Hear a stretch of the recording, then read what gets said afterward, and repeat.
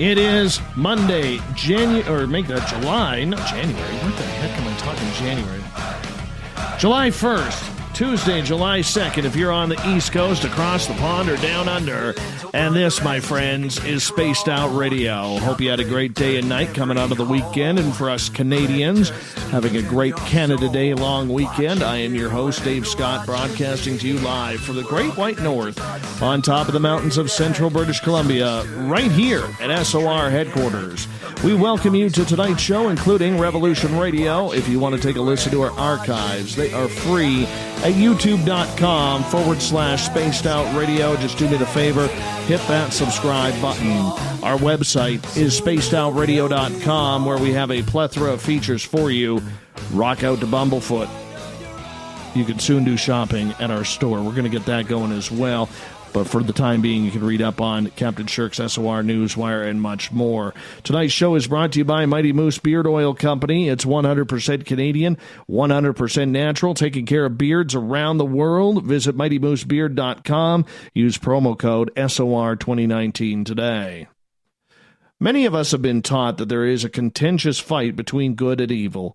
One of the warriors against the evil side of spirituality is Archbishop James Cloud. James Cloud, out of the state of Oregon, has been called from an early age to this office of ministry, and he has a gift of discernment which he uses to address the particulars of a case. Bishop Cloud believes in fighting the good fight and to protect those who he'd wish he and his team PRISM to investigate and intervene. If the data reflects the reality of a presence within the home of the client, the Archbishop then will schedule a formal house cleaning and exorcism. We're going to get into that tonight. Then at the bottom of hour number 3, I will bring you the SOR Newswire, brought to you by Paranoia Magazine. Bishop James Cloud, pleasure to have you on Spaced Out Radio tonight. How are you? Thank you. I'm doing great. How about yourself? You know what? I will be so happy when I am over this bronchitis. And I should let my audience know, I've spent pretty much the 30 of the last 48 hours in bed sleeping because it is literally beating me up. But got to do the show. Have to. But nonetheless, this is more about you, my friend. You say you've had a calling about helping people dealing with the paranormal for a long, long time, literally since childhood. How did you develop this innate obsession with the paranormal?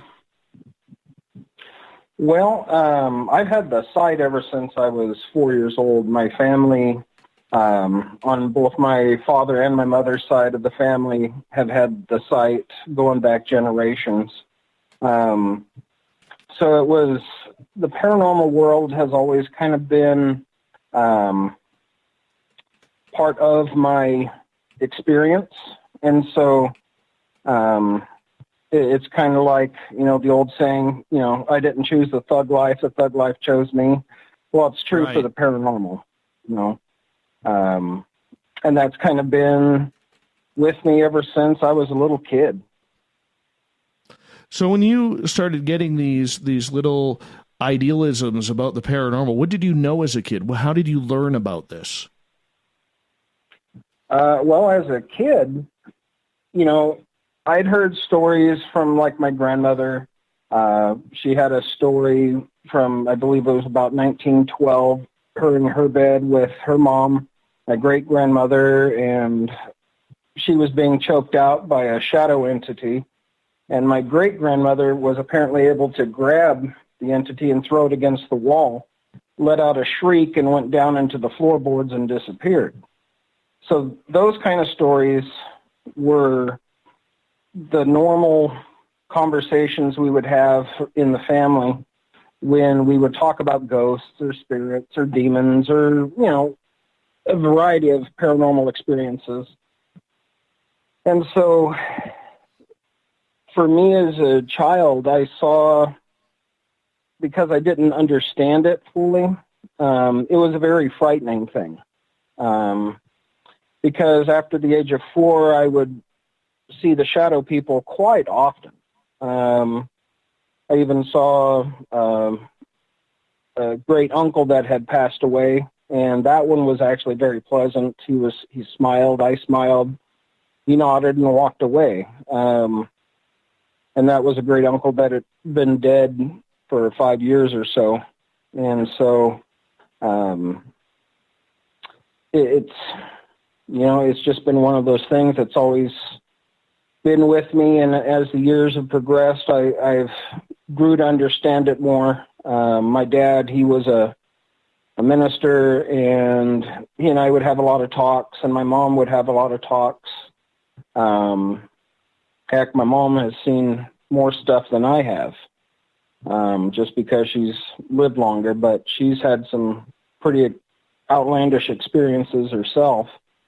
And so hearing the stories, learning how others in the family have dealt with the site, and being able to sense and see and hear and smell things that others can't, and that are, you know, verifiable through historical documentation or other avenues of proof that, you know, there's something going on. And so I've just had to kind of figure it out as a kid, and then growing up, my formal training, my psychological training, and others have kind of helped to mold it into a place where I'm not as, I guess I would say, fearful of it, because I'm not fearful of it by any stretch. Things I've seen would make most normal people pack their bags and hit the road. But I don't know. I guess just over time you get acclimated to it. You get desensitized to a degree. And so you just kind of acknowledge it, do what you need to do, and move on. When you decided that this was a path you wanted to take, obviously you were very involved in church and come from a religious side. What was the religious belief of the people that surrounded you regarding the paranormal? Well, on my parents' side, every spirit was basically a demon. That was kind of their mindset, that, you know, most spirits are demons. And so I was raised in that kind of mindset. And then my own experiences, I started seeing the differences between what I would call a demon, and then the difference between like a purgatorial soul, a person that's stuck or died in a tragic accident, or died a swift death, and they're confused. And so I learned through my own training and experience to pray for those that are stuck and move them on, and then also confront the true dark ones that are out there and cause havoc in people's lives. With the denomination that you are, were they teaching that everything you looked at was a demon? Well, when growing up, I was in the Pentecostal church, so it was a Protestant church. And yeah, pretty much every spirit, every entity was just a run-of-the-mill demon. And so they just saw every entity as a threat, and so they dealt with it accordingly. So growing up, though, when you had all of these happenings around your family, was your own family haunted, or were they just very intuitive that the spirits came? Oh, geez, no, even now as an archbishop and a superior for the Order of Exorcists, I still get manifestations in my home and whatnot. The family line is an interesting lineage. On my dad's side, I have a extremely rare blood type or blood lineage that actually makes me cousin to most of the royal houses of Europe, as well as going back to like the Dan Brown novels, the Merovingian bloodline, and bloodline of a bunch of other saints and sinners, to put it bluntly. Constantine the Great is a verified grandfather, the one who called the Council of Nicaea in 325 to solidify and codify what Christianity would look like in the Catholic Church from that time on. To my mom's side of Sephardic Jews, but on that side, it was steeped in old Portuguese witchcraft, herbal women, you name it. So, the two lines are interesting to say the least. And for me, it's just part and parcel of my normal, my quote-unquote normal experience. Bishop James Cloud is our guest tonight on Spaced Out Radio. James, when you started looking into your own path as to the way you wanted to deal with the paranormal, take us through the routes going into college, what you wanted to do, because obviously with your title there is some religious anointment going on, as well as I believe you also have a secondary career where you help people. Sure. Well, so growing up, because I was always told they were demons, I just assumed they were demons. But then I started, like I was saying a little bit earlier, I started seeing delineation between human spirits and demon spirits and other spirits in between there, like the Gregori and others. But going to college was an interesting experience altogether. I was exposed to a lot of anthropological ideas on various cultures and subcultures and how they interpreted their own spirituality. And, ancestor worship was and is common in many places around the world, or at least honoring one's ancestors. One of the more local things is the Dia de los Muertos, the Day of the Dead, down in Mexico, where they honor their ancestors. But we have, growing up, it was one of those things where I was constantly seeing and feeling and experiencing different things, and so I had to look into how others around the globe interpreted these things while I was in college, and it was an interesting journey. But since I did grow up in the church, I absolutely centered on the Catholic faith as an adult. I was originally ordained a Church of England priest and then a Church of England bishop. And I served in those capacities for it's been almost 15 years now in both of those capacities, as a bishop now for about 3 or 4 years. But, and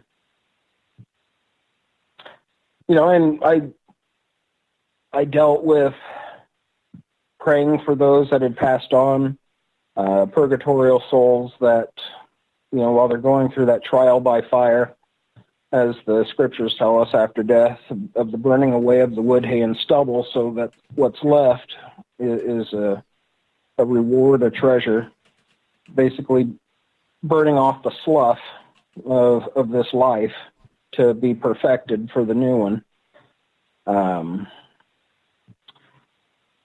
But it was an interesting experience. I have a master's degree in marriage and family therapy. I have a doctor of theology and a doctor of divinity. The doctor of divinity is through the Pontifical Seminary from the Mexican Diocese of Guanajuato. But the interesting thing through it all is that I have seen darkness, I have seen the light, and I've seen the places that lie in between. And it's an interesting journey, to say the least, through my role as a clergyman, but also as an exorcist, and of course as superior for the order.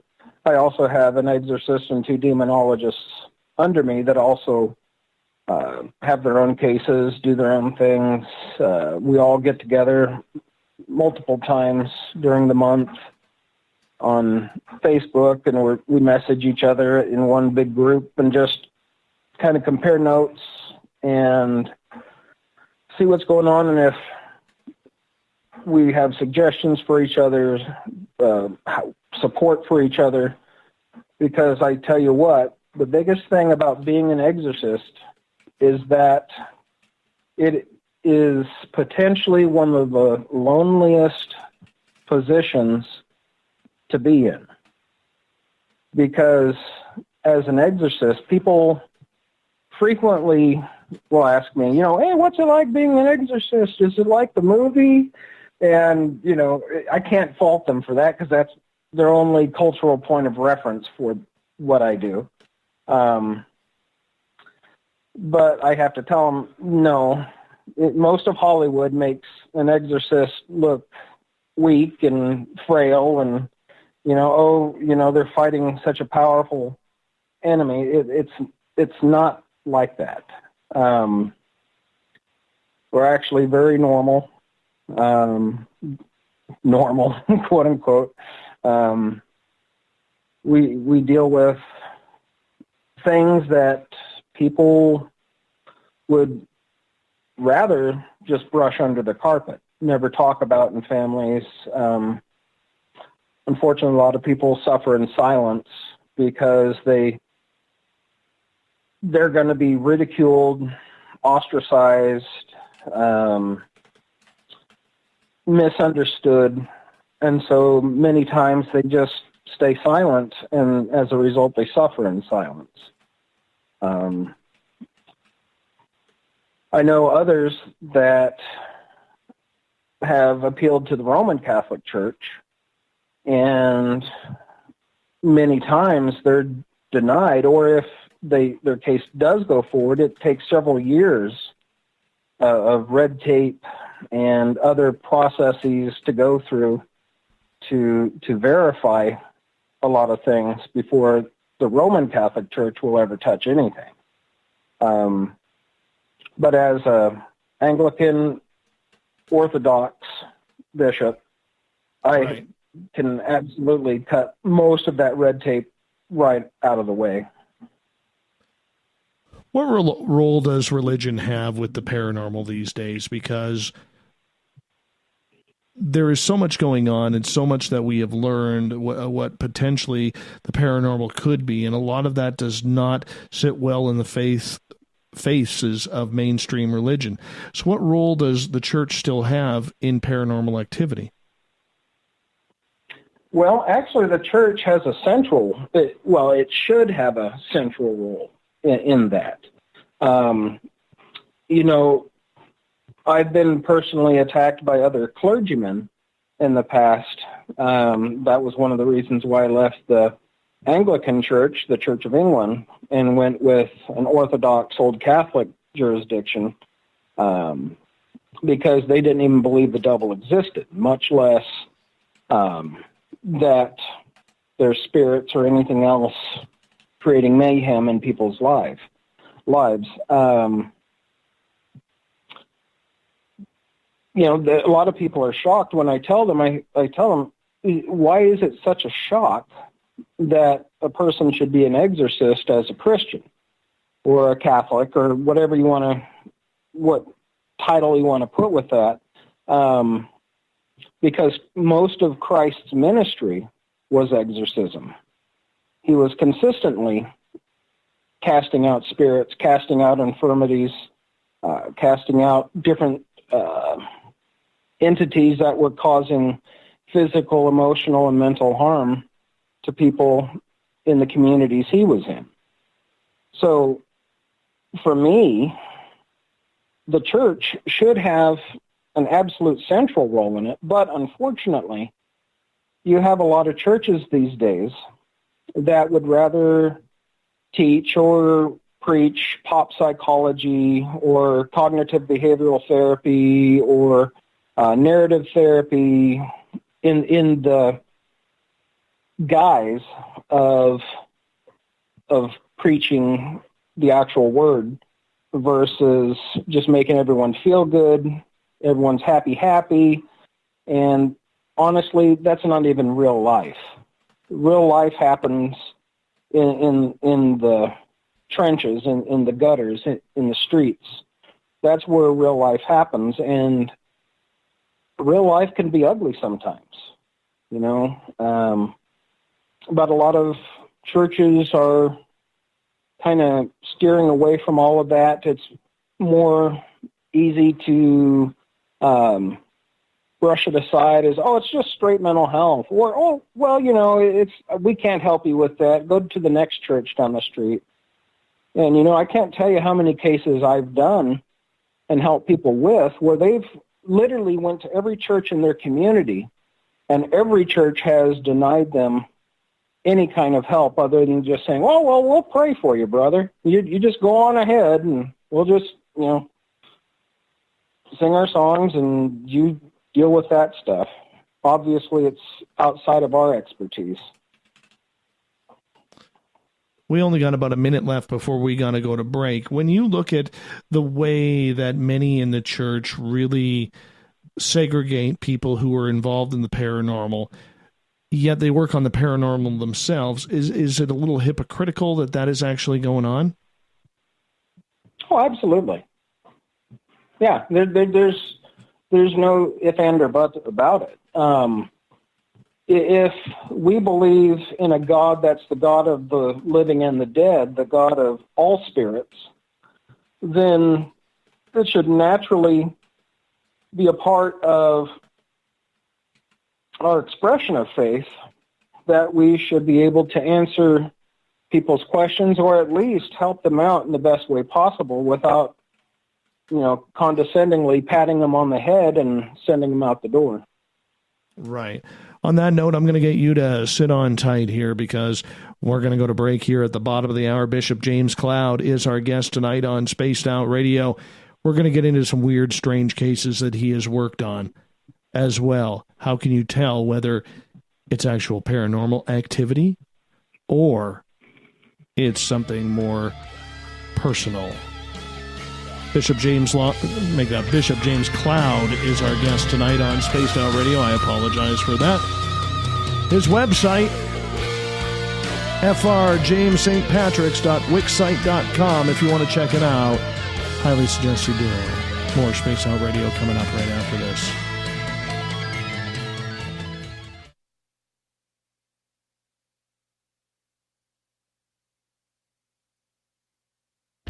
Hey, Spaced Out Radio listeners, it's Dave Scott. I want you to check out a great documentary I'm involved in called Beyond the Spectrum, Mosson's UFO Files. Directed by Darcy Weir, the film follows Jaime Mosson's journey for mainstream journalistic truth in ufology in Mexico. Beyond the Spectrum can be found on Amazon Prime. If you're a member, watch it free. It's worth the watch.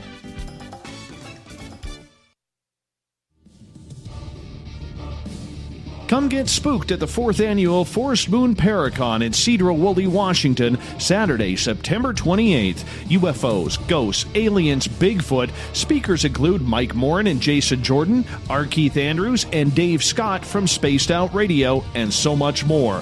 There will be workshops and a VIP roundtable. Get early bird tickets now at fmparacon.com. Are you intrigued by Paranormal Talk Radio? You'll love the new Paranormal Radio app from TalkStream Live.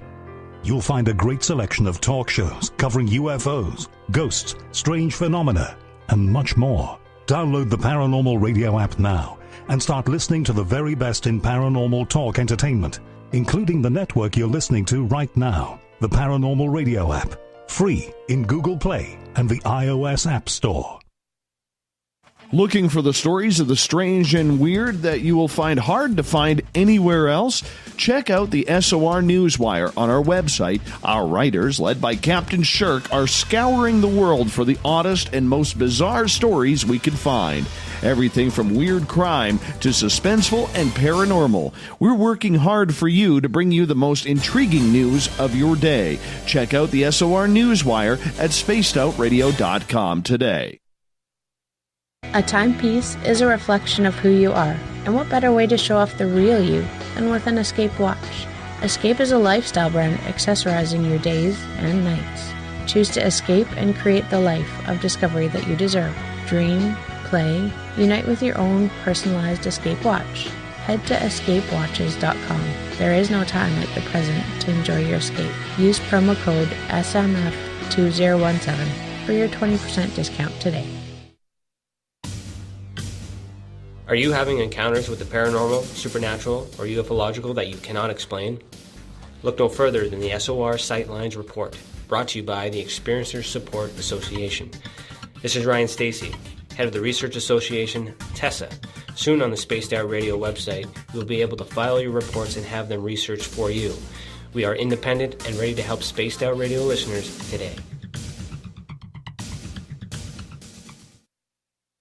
Heading to Vancouver and looking for a night on the town? The Moose Vancouver is the bar that never stops rocking until 2 a.m. every night. The Moose has great food with everything on the menu from $6.95 to $8.95. Fantastic, vibrant staff and rock and roll that will bring you back to when the music was real, the hair was long, and the guitars were rocking. Get your party on at the Moose Vancouver, the official party bar of Spaced Out Radio. Hello, this is your guitar man, Ron Bumblefoot Thal, and I have to tell you, I love the response I get for Little Brother is Watching from Spaced Out Radio fans. It's amazing how music can inspire and make people think deeper about what's going on in the supernatural world. You can head over to my website, bumblefoot.com, to check out my music, my guitar workshops, my touring, even check out some of the hot sauces that I'm working on. And make sure you keep on listening, because with Spaced Out Radio, you know Little Brother is watching. Every night on Spaced Out Radio, we have places for you to hang out. Hi, this is Carl. Join our SOR Space Travelers group on Facebook for live chat. On Twitter, using hashtag Spaced Out Radio. You can also join us in our Spreaker chat room. Check us out on Instagram at Dave Scott SOR. All of our archives are free on YouTube at Spaced Out Radio. By the way, I'll be watching you at your window until you do. Bye! Did you know Spaced Out Radio runs 7 days a week? Hi there, this is Tessa Nicole Thomas, and I'm here to take you on a paranormal journey each Saturday and Sunday night. Why change the station when you have it all right here? Together, we'll hang out and share some strange and scary stories. And don't forget, we have Psychic Sundays as well, so come tune in Spaced Out Weekend. We get going at 9 p.m. Pacific, midnight Eastern, only at spacedoutradio.com, where we own the night. From the heartlands of Canada to beards around the world, we know how to take care of you. Fill your follicles with the Mighty Moose Beard Oil. All our oils and balms are handmade and 100% natural ingredients because we care about your beard. And hey, use the promo code SOR2019 and get your Mighty Moose Beard Oil today. You can check us out on our website, mightymoosebeard.com.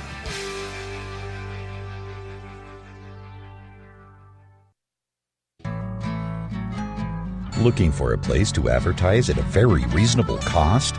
Look no further than Spaced Out Radio. SpacedOutRadio.com has an advertising tab that you can click to check out our daily, weekly, and monthly packages to play on the radio, or our website including social media. From commercial spots to banners, we have it all. Check out our competitive pricing today. Coming soon to our website, spacedoutradio.com, is the SOR Space Travelers Club. For just $5 a month, you can get into a private area on our site where you can hang with other listeners in our chat room, post in our forum, and check out a bunch of exclusive content and store that won't be found anywhere else, including a nightly after-show party with Dave.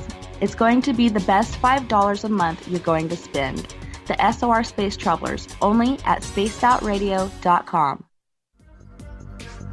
Coming up this September 21st and 22nd, all UFO eyes will be focused on Toronto for the 4th Annual Alien Cosmic Expo.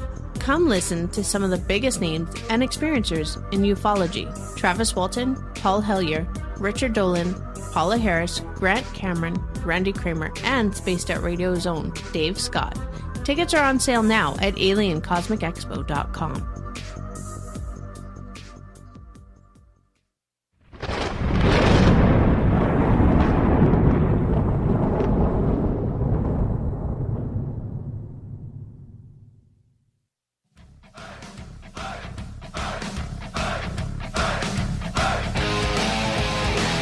Welcome back to the second half hour of Spaced Out Radio. Tonight, I am your host, Dave Scott, sitting in the captain's chair on Canada Day. So to all our Canadian listeners, happy Canada Day to you. Reminder, if you've missed portions of this show or others, you can always go to our YouTube channel, youtube.com/Spaced Out Radio. Listen to our archives for free. Just do me the favor, hit that subscribe button. And our website is spacedoutradio.com, where the Gavinator is working on some new features coming up very soon as well. You can read up on the SOR Newswire to keep yourself busy.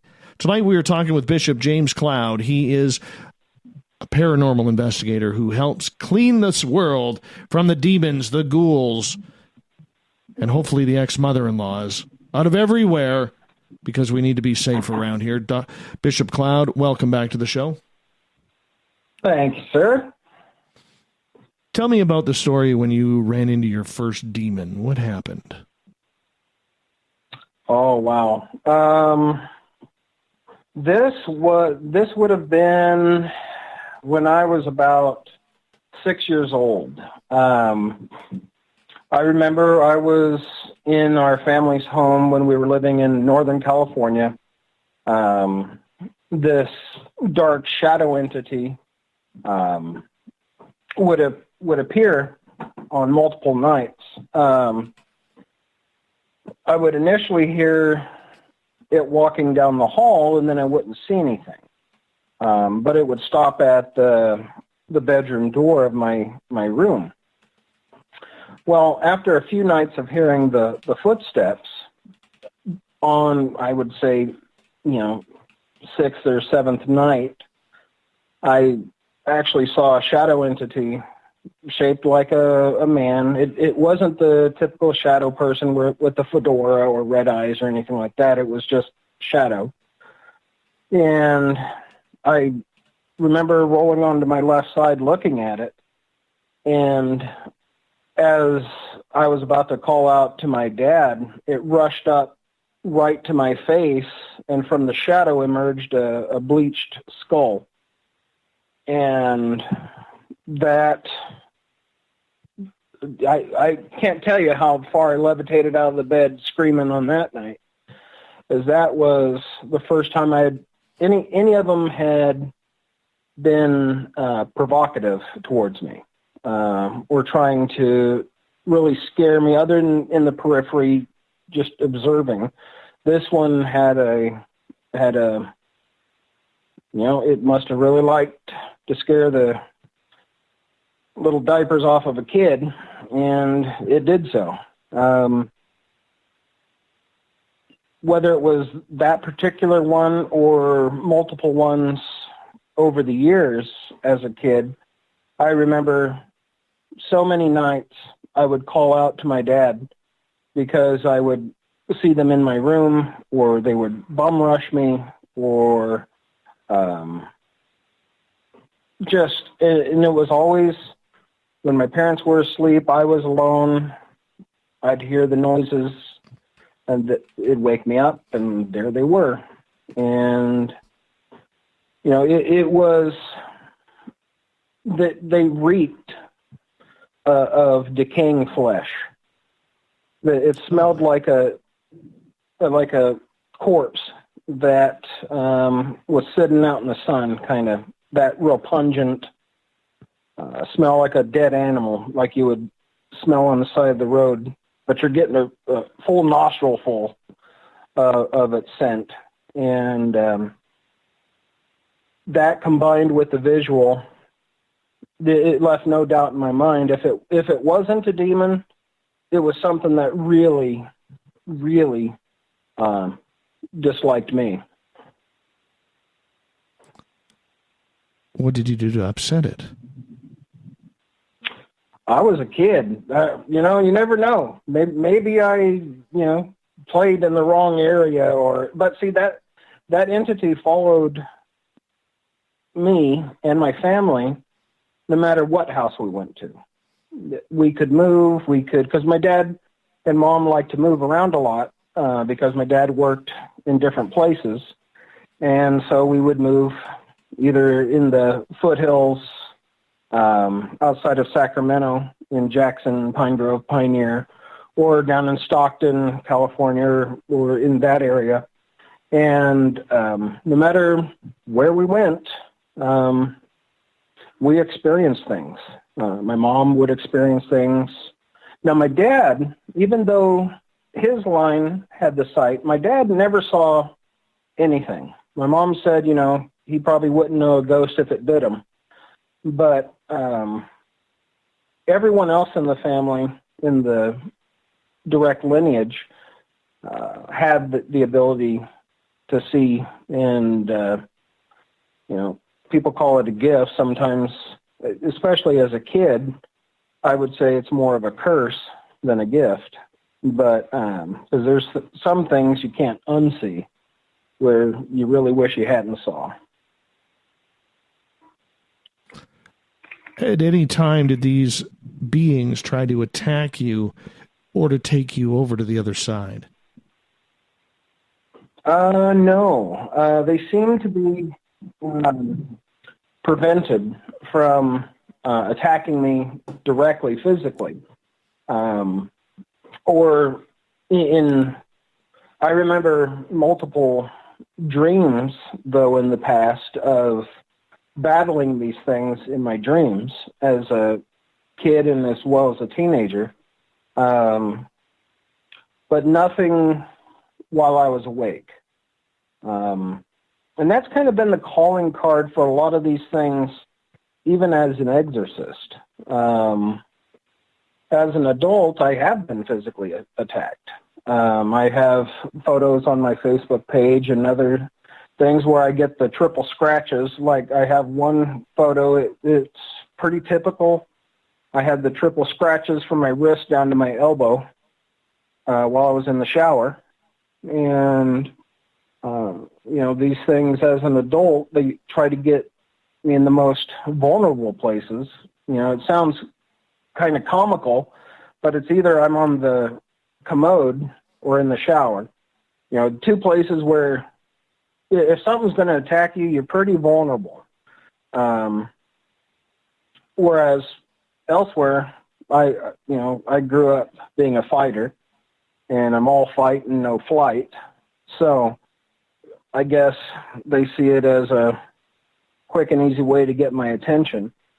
And usually that stuff occurs before a major case. And there's been quite a few major cases that I've had. What I always look at the thing I do as an exorcist as a soldier or a Marine fighting on a battlefield.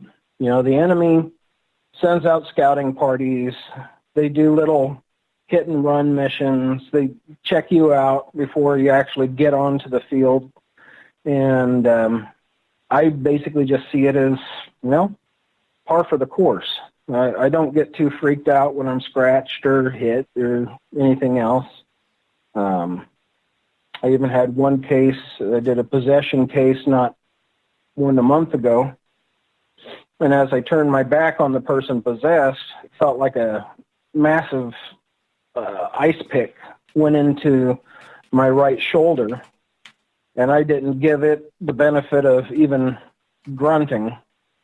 And I just came back and I looked at the possessed person, gave it a nod, and went to town. So you got stabbed by somebody who was possessed with an ice pick?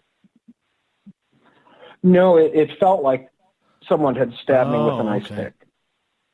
Yeah. Okay. No. I've never been physically assaulted by any possessed person.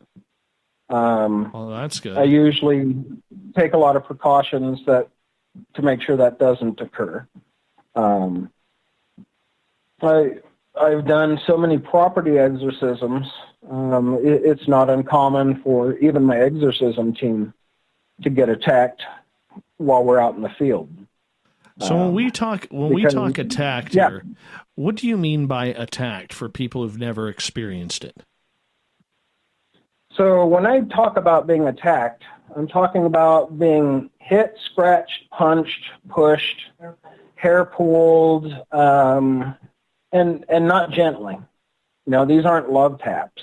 These are these entities putting up a fight, which if I was in the position, I'd probably put up a fight too.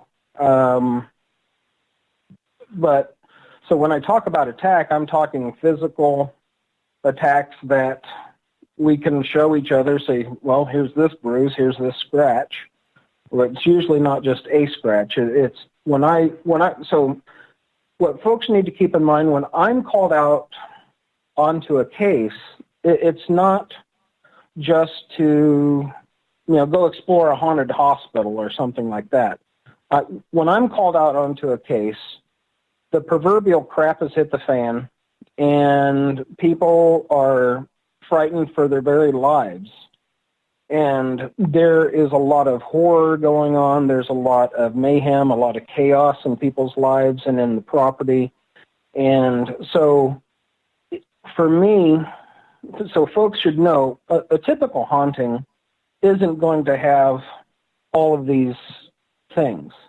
Typical haunting, might just be, Uncle Buck walking down the hall, and they see him in, weird clothes or something. But when I'm called, I'm actually facing the darkest of the dark.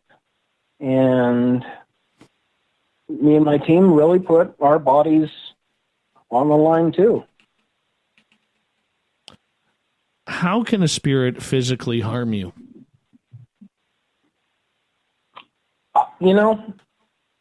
I would think, so because I'm an educated man, I look at the science, I should say at least the potential science behind this. I look at the world through quantum physics and quantum mechanics. So if these are dimensional beings that have mass and have physical strength and whatnot, because we as humans, we only exist in really a four-dimensional world, height, width, depth, and time. But science has already shown through quantum mechanics and quantum physics that we actually exist within a 11 to 13 dimension reality. So it would be the reason why I think, it's my opinion, that we can't see a lot of these things is that they're just simply phased out and they're at a higher dimensional level than we can perceive through visible light or anything like that. And they can appear, disappear, attack, retreat, do whatever they need to do to get the job done. Really? That's my opinion. How do you protect yourself then? Prayer. I haven't had any worse attack than what I had previously described. Getting a scratch, scratches, or a bruise, or being pushed, or having hair pulled, or my team experiencing those things. I believe strongly that it's prayer that keeps them from potentially killing. I don't have any illusions that what I deal with is, Casper just on a bad day. We go to battle with these things that go bump in the night. We confront the things that give both children and adults' nightmares. And if it wasn't for prayer, I think they have the potentiality to do anything up to killing an individual. Mm-hmm. Do you have an example that you could share with us, as we got about 7.5 minutes before we go to break at the top of the hour? Sure. So let's see. There was a case we did, I guess it would be about 6 years ago, that comes to mind as far as just the sheer physicality of these entities, both human and demonic. So whether they were in cahoots or the human spirits were being controlled, who knows? I have no clue. But there was definitely human and demonic spirits at this location. It was actually a store in a downtown marketplace. The store had been there since 1892, I believe it was, and the owners had called us in because their customers as well as their employees were being pushed down 2 flights of steps, were being hit, were having their names called, were being thrown on the ground, were being pushed. I mean, it was pretty much as physical as it gets. Just a spiritual bully. When we got there, my wife's hair was yanked. I got scratched. One new member on my team that hadn't had much experience, as well as a guest of the owners, both got possessed, and I had to get it out of them. And that was an interesting thing. You know, what had happened at that point, because it was a 2-story old brick building, and it kind of looked like I believe it's like the Washoe Club, if I'm got a mental image right. It's from that time period. And so what had happened, I was in the middle of the building. I had split up my team, one to one side, one to the other, and both of them started screaming for me at the same time. And I kind of thought, well, crap, now what do I do? So the owners had brought a younger teenager with them, just thinking it was going to be, Uncle Buck haunting the place or something. And it turned out to be much more dark and malevolent. And so I went to help that part of my team with the teenager. And I witnessed a shadow person that you could only see in the mirror. We would all look at the mirror. We'd see the shadow person coming forward and moving backward, coming forward and moving backward. We'd look at the place where we were supposed to be seeing this thing, and it wasn't there, but we would see it in the mirror. And so I said, well, why don't you just stop playing in the mirror, grow a sack, and show yourself. Get it done. I'm tired of this little playing around and scaring everyone. Let's just get it over with. And about no sooner had I said that than a face came out of the dark that was like illuminated with a light blue. It was a dark blue, but it was illuminated from the darkness. And it was this snarling, kind of malevolently smiling face, and then it just disappeared back. And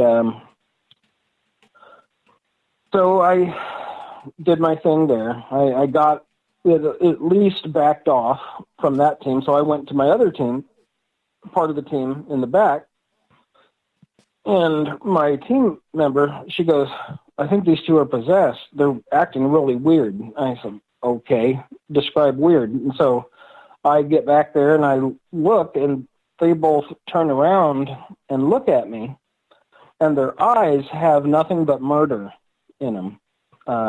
Anger, rage, wanting to, the look of like a predator wanting to attack its prey, kind of.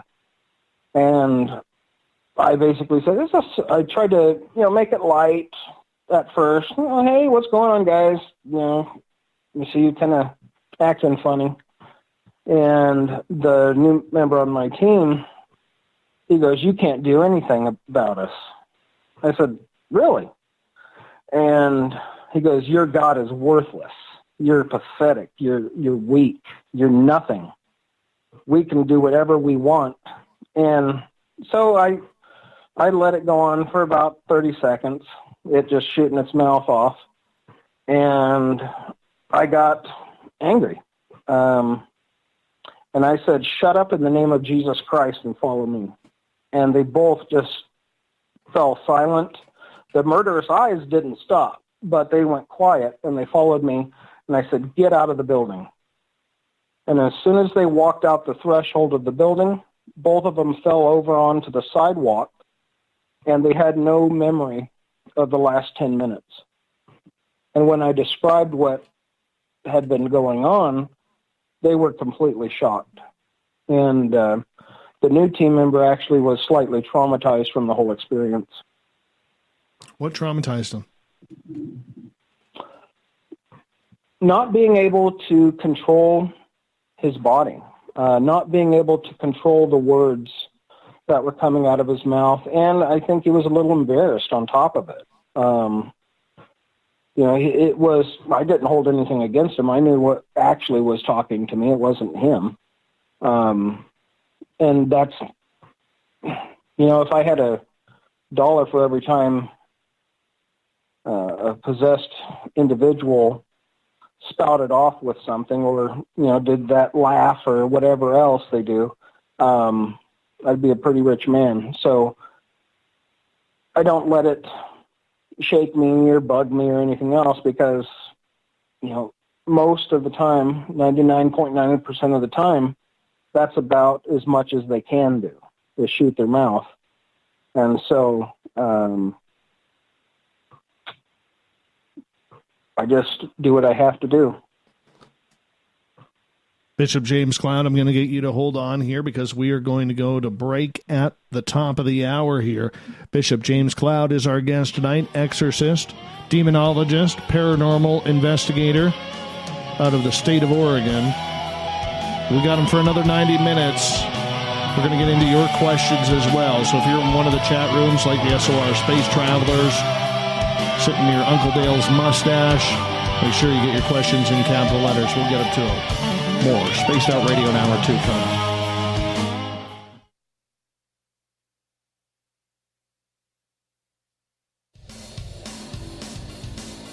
We all know on Spaced Out Radio we love a good beard and mustache, so why not take care of your facial hair with Mighty Moose Beard Oil?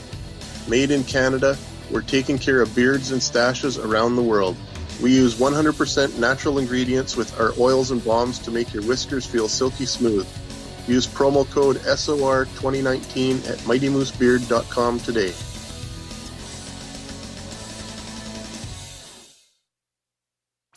Come hang out with Spaced Out Radio, where we own the night. This is Carl. You can follow Dave on Twitter at Spaced Out Radio, and during the show, use the hashtag Spaced Out Radio to chat with us live. On Instagram, at Dave Scott SOR. On Facebook, give our page a like, Spaced Out Radio Show. SOR archives are free on YouTube at Spaced Out Radio. Come join us, or I will come join you. See you at your window. Get your horns up with me on Spaced Out Radio. This is Ron Bumblefoot THAL. Come tune in to SOR where you can hear me rock out with Little Brother is Watching, the official theme song of Spaced Out Radio. And then come on over to bumblefoot.com where you can find out about my tour schedule, my music, and everything else. Bumblefoot.com keeps you up to date on what I'm doing and the best way to stay in touch with my music and music camps. Sign up for my newsletter at bumblefoot.com and remember, Little Brother is watching. Canada's largest UFO conference is ready to roll in Toronto this September 21st and 22nd at the Alien Cosmic Expo. This year is about the experience. Listen to the stories of Dave Scott, Travis Walton, Paula Harris, Grant Cameron, Ryan Stacey, Richard Dolan, Leslie Mitchell-Clark, and more. Get your tickets now at aliencosmicexpo.com.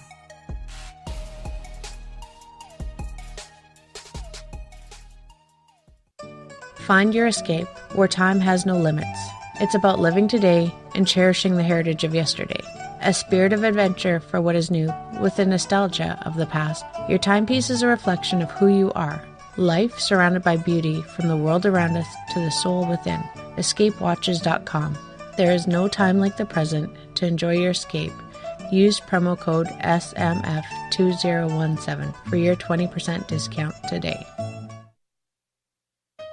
Hey fans, it's Dave Scott. Do I have something for you to check out? A great documentary about legendary Mexican investigative journalist Jaime Maussan and his search for the truth about UFOs. Beyond the Spectrum, Maussan's UFO files can be found on Amazon Prime. It's free to watch if you're a member. You might even hear me in it. So check out Beyond the Spectrum, only on Amazon Prime. The Call of the Wild is in Vancouver. The Moose Vancouver is one of the hottest bars and restaurants in the city. Open until 2 a.m. nightly, the Moose will rock you like a hurricane all night long. Great food with everything on the menu at $6.95 near the corner of Nelson and Granville. Get your horns up and come rock with us. The Moose Vancouver, the official rocking bar of Spaced Out Radio. Visit purpleplates.com today. For over 40 years, the Purple Energy Plates have been delivering amazing results for their many customers. Inspired by the great genius Nikola Tesla, the harmony, healing, and energetic effects of the plates have proven over and over to be beneficial and often miraculous to thousands of customers. Check their site for daily specials and choose from their many energy products. You won't be sorry. Visit them today at purpleplates.com. Are you having encounters with the paranormal, supernatural, or ufological that you cannot explain? Look no further than the SOR Sightlines Report, brought to you by the Experiencers Support Association. This is Ryan Stacey, head of the Research Association, TESA. Soon on the Spaced Out Radio website, you'll be able to file your reports and have them researched for you. We are independent and ready to help Spaced Out Radio listeners today.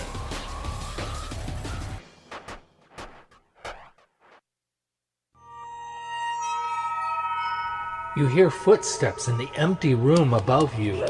A rocking chair begins rocking by itself. Don't be afraid of the things that go bump in the night. Reach for Spirit Storybox, the iPhone app the Huffington Post UK called the only ghost hunting app you will ever need.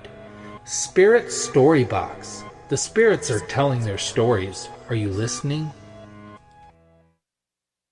At spacedoutradio.com, we have a little bit of everything for you to stay up late.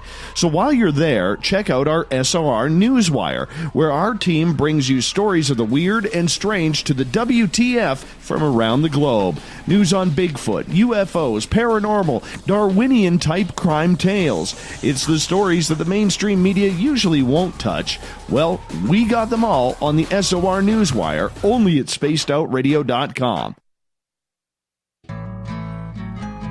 Looking for a place to advertise at a very reasonable cost? Look no further than Spaced Out Radio. SpacedOutRadio.com has an advertising tab that you can click to check out our daily, weekly, and monthly packages to play on the radio, or our website including social media. From commercial spots to banners, we have it all. Check out our competitive pricing today.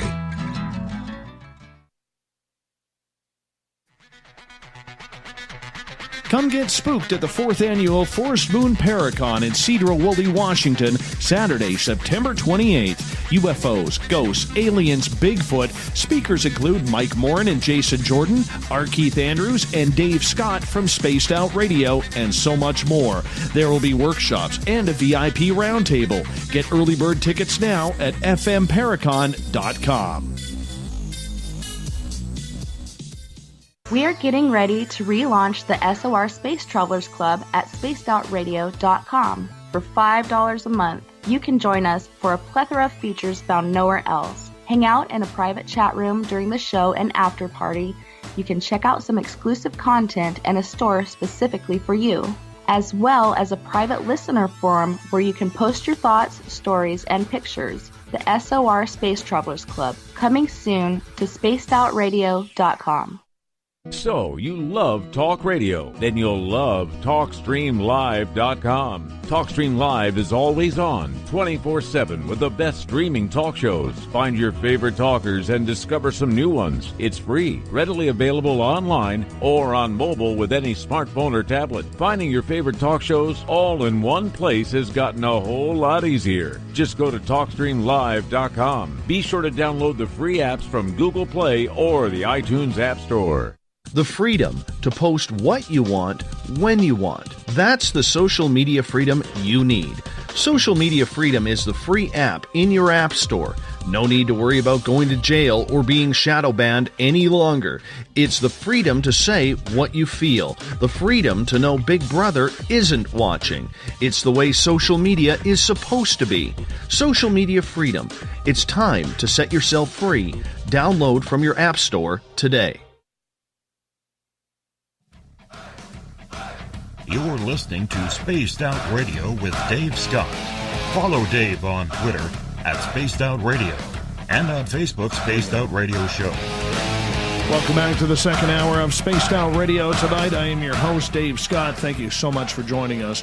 Tomorrow night on the show, it's the first Tuesday of the month, which means Geraldine Orozco is back with The Spiritual You, 9:06 Pacific, 12:06 a.m. Eastern, at spacedoutradio.com. Hi to everyone listening in on KDNF AM 1560 in Dangerfield, Texas, KDUN AM 1030 in Reedsport, Oregon, KCFX 93.7 FM in Ridgecrest, California, WQEE 99.1 FM in Noonan, Georgia, and UPRN 107.7 FM in New Orleans. On the digital side, hi to everyone listening in on Revolution Radio. Remember, you can check out all of our archives for free at youtube.com/Spaced Out Radio. Just do me the favor, hit that subscribe button. The Desert Clam has set the password for tonight in the SOR Space Travelers Club. Anaglyptography. Anaglyptography is your password. Make sure you use it wisely, space travelers, as the Clam sets the password each and every night right here on Spaced Out Radio. Our website is spacedoutradio.com, where soon we will have a plethora of features for you. The Gavinator is working on that, but for now you can read up on Captain Shirk's SOR Newswire, listen to the show live, and much more. Tonight we are talking demons and exorcisms. We're going to get to your questions for Bishop James Cloud right now. We welcome Bishop Cloud back to the show. Thank you for joining us on this Monday night. You're very welcome. I want to start off with some audience questions, if you don't mind, boss. Go for it. All right, we're going to get to Joey here. He has a few questions. He's asking you, does it upset you when you come across paranormal investigators finding they are using a sacramental strictly as a talisman? Do you ever advise them of your concerns about this? Actually, a really good question. I don't try to micromanage anyone. However, I strongly suggest not using them as talismans or as if the object itself has any power. Like I tell folks when I go to perform a property exorcism or even a possession, it's not the objects themselves that have the power. It's the faith behind the objects of the person using them. If it builds up their faith to use a sacramental as a faith builder so that they're stronger spiritually, then no harm, no foul. If they think it's just a trinket that a demon would, or a dark spirit of any type would be scared of, they're fooling themselves. I've had chains ripped off of my neck. I've seen crucifixes go flying. The objects themselves don't have power. Contrary to popular belief, it's the faith behind the objects. So if, say, a hypothetical new ghost hunter goes out and, by golly, they're going to go fight the good fight, and they bring a crucifix and they think the crucifix is going to ward off a spirit or a demon, like, the old vampire idea, it's not going to do nothing unless there's faith that goes behind that object. Right. So I don't get on to people or attack them if they're using a sacramental or whatnot. Hey, that's between them and God. And if they're going to use it in faith and it's going to help out, well, more power to them. If they're not, then I think it's kind of foolish, because they're going to think they're protected when they're not. Follow-up question from Joey. Can you explain how you differentiate between human spirits and residual energy? Sure. So one of my giftings is I have, they call it post-cognition, where I see place memories. I just call them place memories, where I see something as it occurred in the past. And I get a feeling associated with an actual interactive entity versus a residual. A residual haunting, it will literally feel like I'm just sitting back watching a movie. Whereas a live haunting that's, one, manifesting intelligent responses or responding to commands, it has a different feel to it. It's hard to explain. You get the sense of presence and everything else, but a residual, it's more like I'm just observing an event from the past that I understand I really can't do anything about, if that makes sense. A residual haunting, it's one of those things. If it's a residual, I can pray through the place, seal up the doors and windows with the cross and holy water and my oil. But a lot of times a residual haunting doesn't go away. It just kind of is what it is, versus an intelligent haunt where I'm actually interacting with an entity and giving it the commands that are necessary to get it out. All right. We'll go for a hat trick for Joey here. He then asks, do you ever find human spirits that are manifesting themselves can successfully resist your efforts to get rid of them as opposed to demonic entities? Are human spirits a lesser, weaker presence to remove? So human spirits, I'll give the kind of a description here. Human spirit has more choice than a demonic. A demonic spirit has to obey my commands. It doesn't have a choice. I'm going in as a warrior and I'm taking names. So, but with a human haunt, I'm more going in as a confessor, a friend, to a degree. I'm going in as a clergyman, as I would to a parishioner that's having troubles. So I will pronounce absolution. I will pray for them to move on.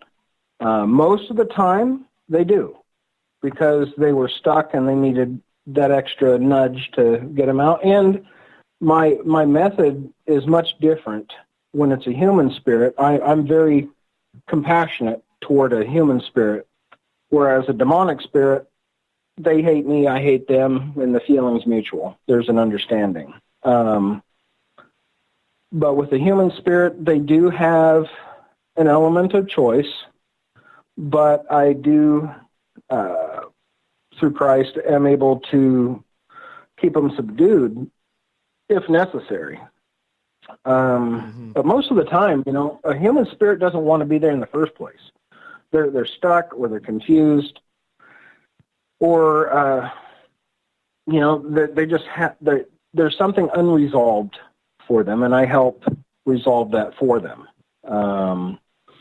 And there's been many occasions where either myself or members of my exorcism team have seen them walk out of the premises and into the light of God. So, I'm really there as a helper when it comes to a human spirit, but when it comes to a demonic, I'm there as a warrior, if that answers the question. Let's get to Uncle Dale's question. He is asking, how many hours a day do you, Bishop Cloud, spend in prayer? What are your spiritual disciplines?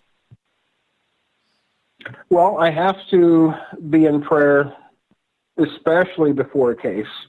In my daily life, I have two young kids, a 2-year-old and a 5-year-old. So, that sucks up most of the time between that and working as a mental health therapist and a drug and alcohol counselor. So the time I do get, I'll be doing different odds and ends, but I pray while I'm doing them. Or I'll recite, the different prayers, prayer to St. Michael, what's that other prayer? The Chaplet of Divine Mercy. I use the Chaplet of Divine Mercy very heavily during time of preparation because, I realized a long time ago what I do isn't really about me. Yes, I'm the tool that God uses. Yes, I'm the hammer and the screwdriver. But just like a hammer and a screwdriver, unless it's held and used by a master craftsman, it's pretty worthless. So I, in my prayer and in my preparation, I make sure to get myself out of the way as much as possible so that, and that's done through prayer as well as fasting. I go through a period of 2 to 3 days beforehand of fasting, full fast sometimes. Sometimes it's the sun up to sundown fast, just depending. And I prepare, I have to make sure that I'm in a right place with God myself so that I'm not going in thinking, I'm high and mighty and it's my power that's doing anything, because it's really not. I might have gifts and whatever else, but, I've never taken myself that seriously. And two, I'm not the originator of it.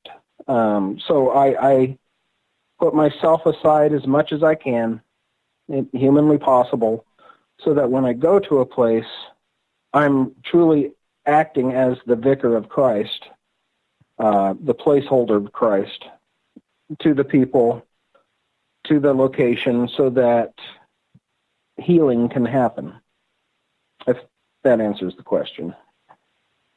All right, let's go to Twitter at #SpacedOutRadio with Canadian Joe here. Happy Canada Day, Canadian Joe. He is asking, Bishop Cloud, do you find any similarities between an alien abduction and demonic possession? It's been reported that invoking Christ's name can stop an alien abduction. Excellent question. Actually, I am going to be writing a second book, trying to explain a lot of that. Because at 4 years old, I had my own abduction experience.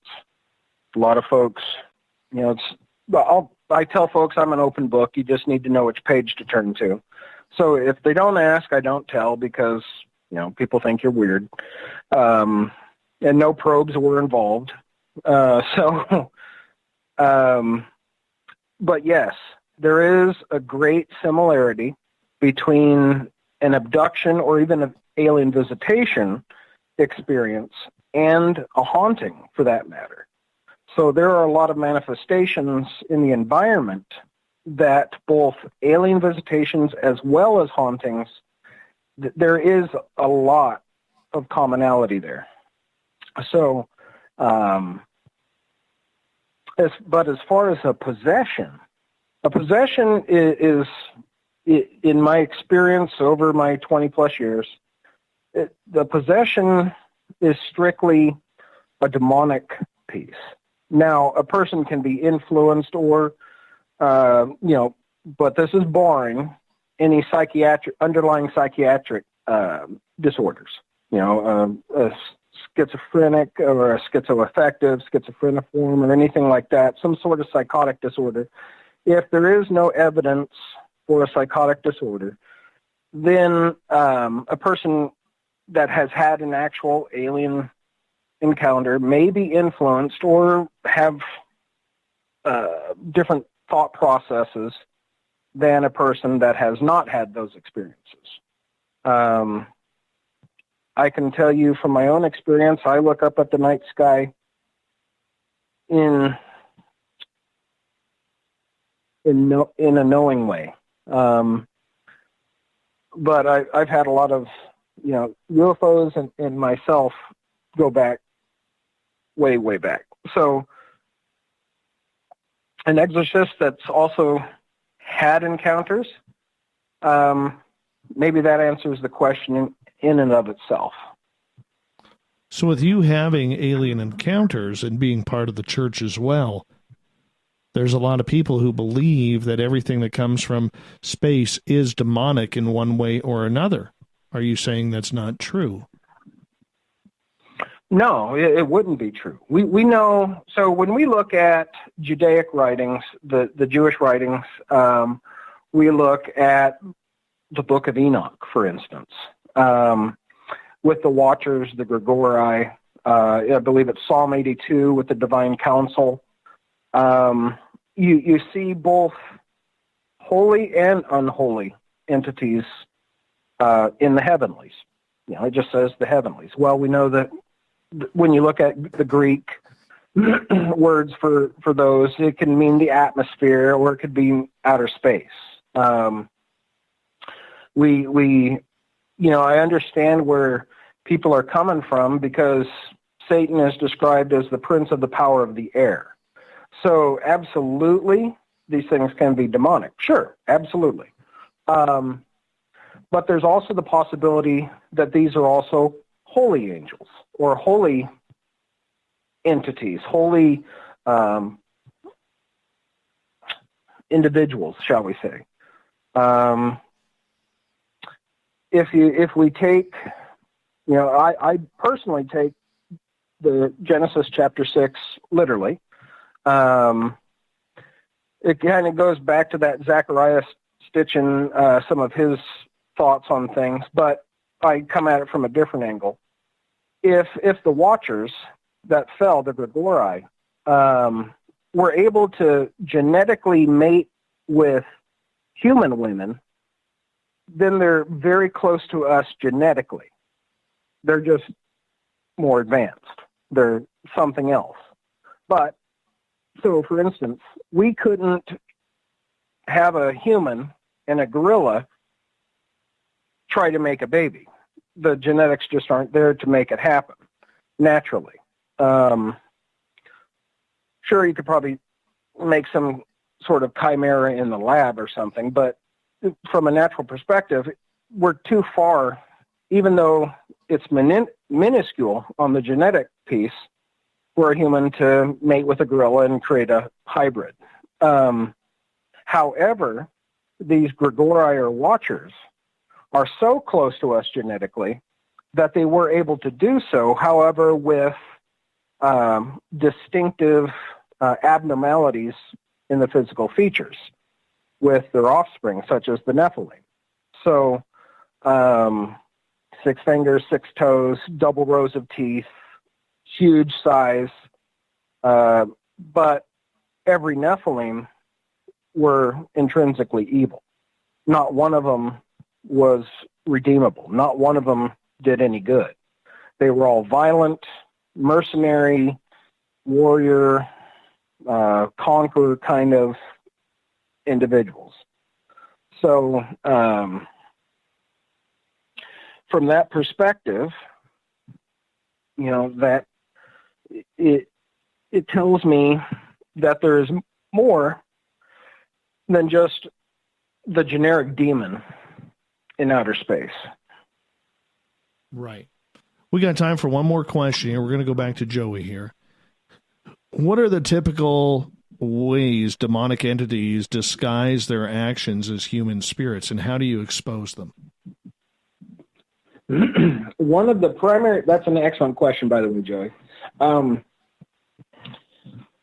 of the primary ways that I have almost to the case, 100%, encountered when I'm called in, their first manifestation is typically as a child.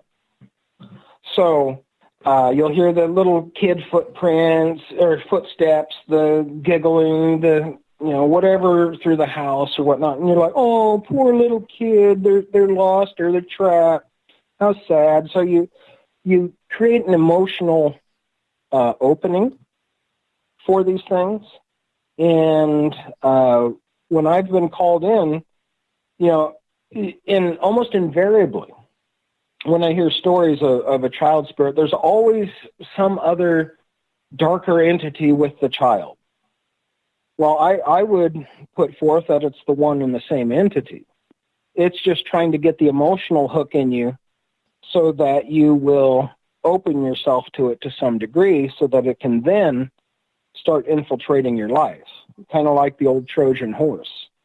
Who wouldn't feel bad for a little kid that's stuck and wants their mommy and daddy and whatnot? Shoot, you wouldn't be human if you didn't feel some sort of pity in that degree. But in my experience, that has been one of the primary ways that a demonic entity will try to infiltrate a home or a person's life. Right. And on that note, we are going to go to break here at the bottom of the hour. Bishop James Cloud is our guest tonight on Spaced Out Radio. We're talking demons, exorcisms, and so much more. We'll get to more of your questions as well coming up because we love the audience participation around here. Stay tuned for more Bishop James Cloud on Spaced Out Radio coming up.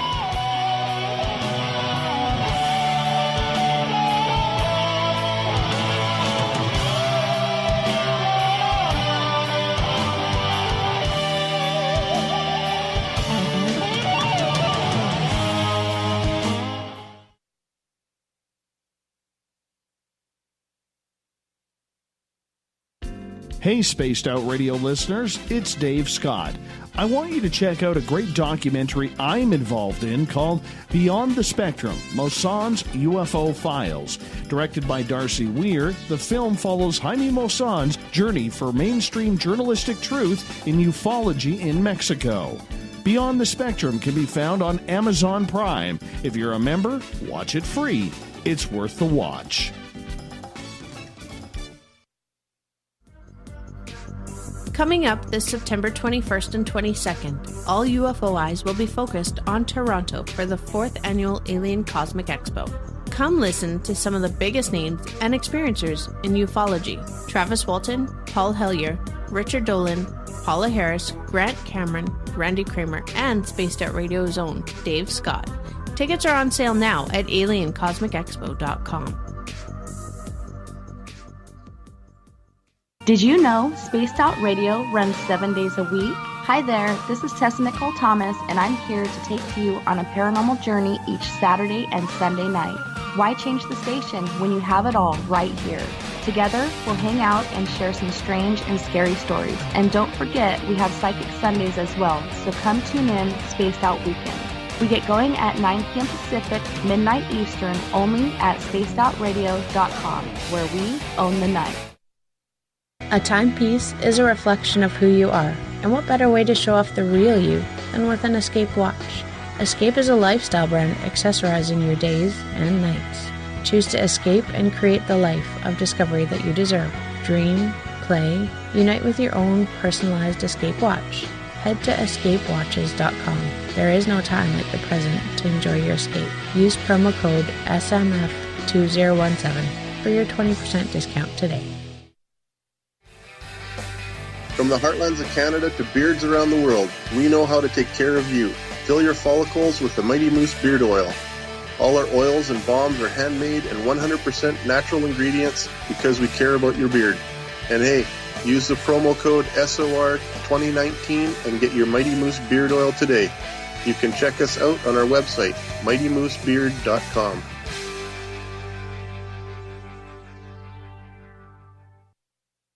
Heading to Vancouver and looking for a night on the town? The Moose Vancouver is the bar that never stops rocking until 2 a.m. every night. The Moose has great food with everything on the menu from $6.95 to $8.95. Fantastic, vibrant staff and rock and roll that will bring you back to when the music was real, the hair was long, and the guitars were rocking. Get your party on at the Moose Vancouver, the official party bar of Spaced Out Radio. Are you intrigued by Paranormal Talk Radio? You'll love the new Paranormal Radio app from TalkStream Live. You'll find a great selection of talk shows covering UFOs, ghosts, strange phenomena, and much more. Download the Paranormal Radio app now and start listening to the very best in paranormal talk entertainment, including the network you're listening to right now, the Paranormal Radio app, free in Google Play and the iOS App Store. Every night on Spaced Out Radio, we have places for you to hang out. Hi, this is Carl. Join our SOR Space Travelers group on Facebook for live chat. On Twitter, using hashtag Spaced Out Radio, you can also join us in our Spreaker chat room. Check us out on Instagram at Dave Scott SOR. All of our archives are free on YouTube at Spaced Out Radio. By the way, I'll be watching you at your window until you do. Bye!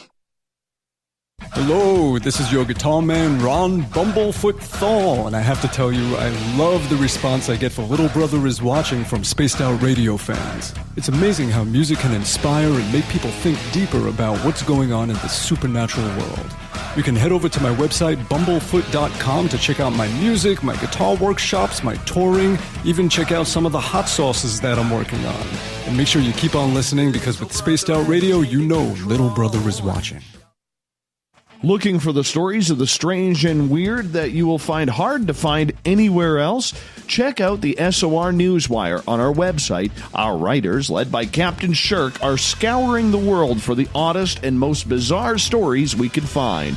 Everything from weird crime to suspenseful and paranormal. We're working hard for you to bring you the most intriguing news of your day. Check out the SOR Newswire at spacedoutradio.com today.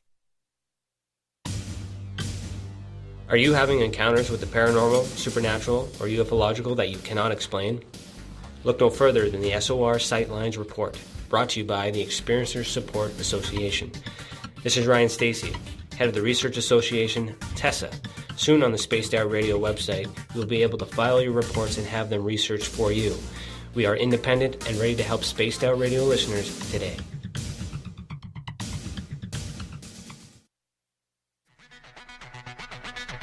Come get spooked at the 4th Annual Forest Moon Paracon in Cedar-Woolley, Washington, Saturday, September 28th.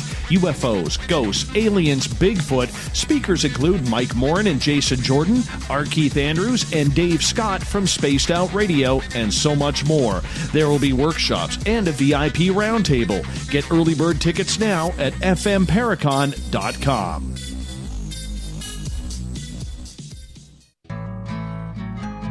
Looking for a place to advertise at a very reasonable cost? Look no further than Spaced Out Radio. SpacedOutRadio.com has an advertising tab that you can click to check out our daily, weekly, and monthly packages to play on the radio, or our website including social media. From commercial spots to banners, we have it all. Check out our competitive pricing today. Coming soon to our website, spacedoutradio.com, is the SOR Space Travelers Club. For just $5 a month, you can get into a private area on our site where you can hang with other listeners in our chat room, post in our forum, and check out a bunch of exclusive content and store that won't be found anywhere else, including a nightly after-show party with Dave. It's going to be the best $5 a month you're going to spend. The SOR Space Travelers, only at spacedoutradio.com.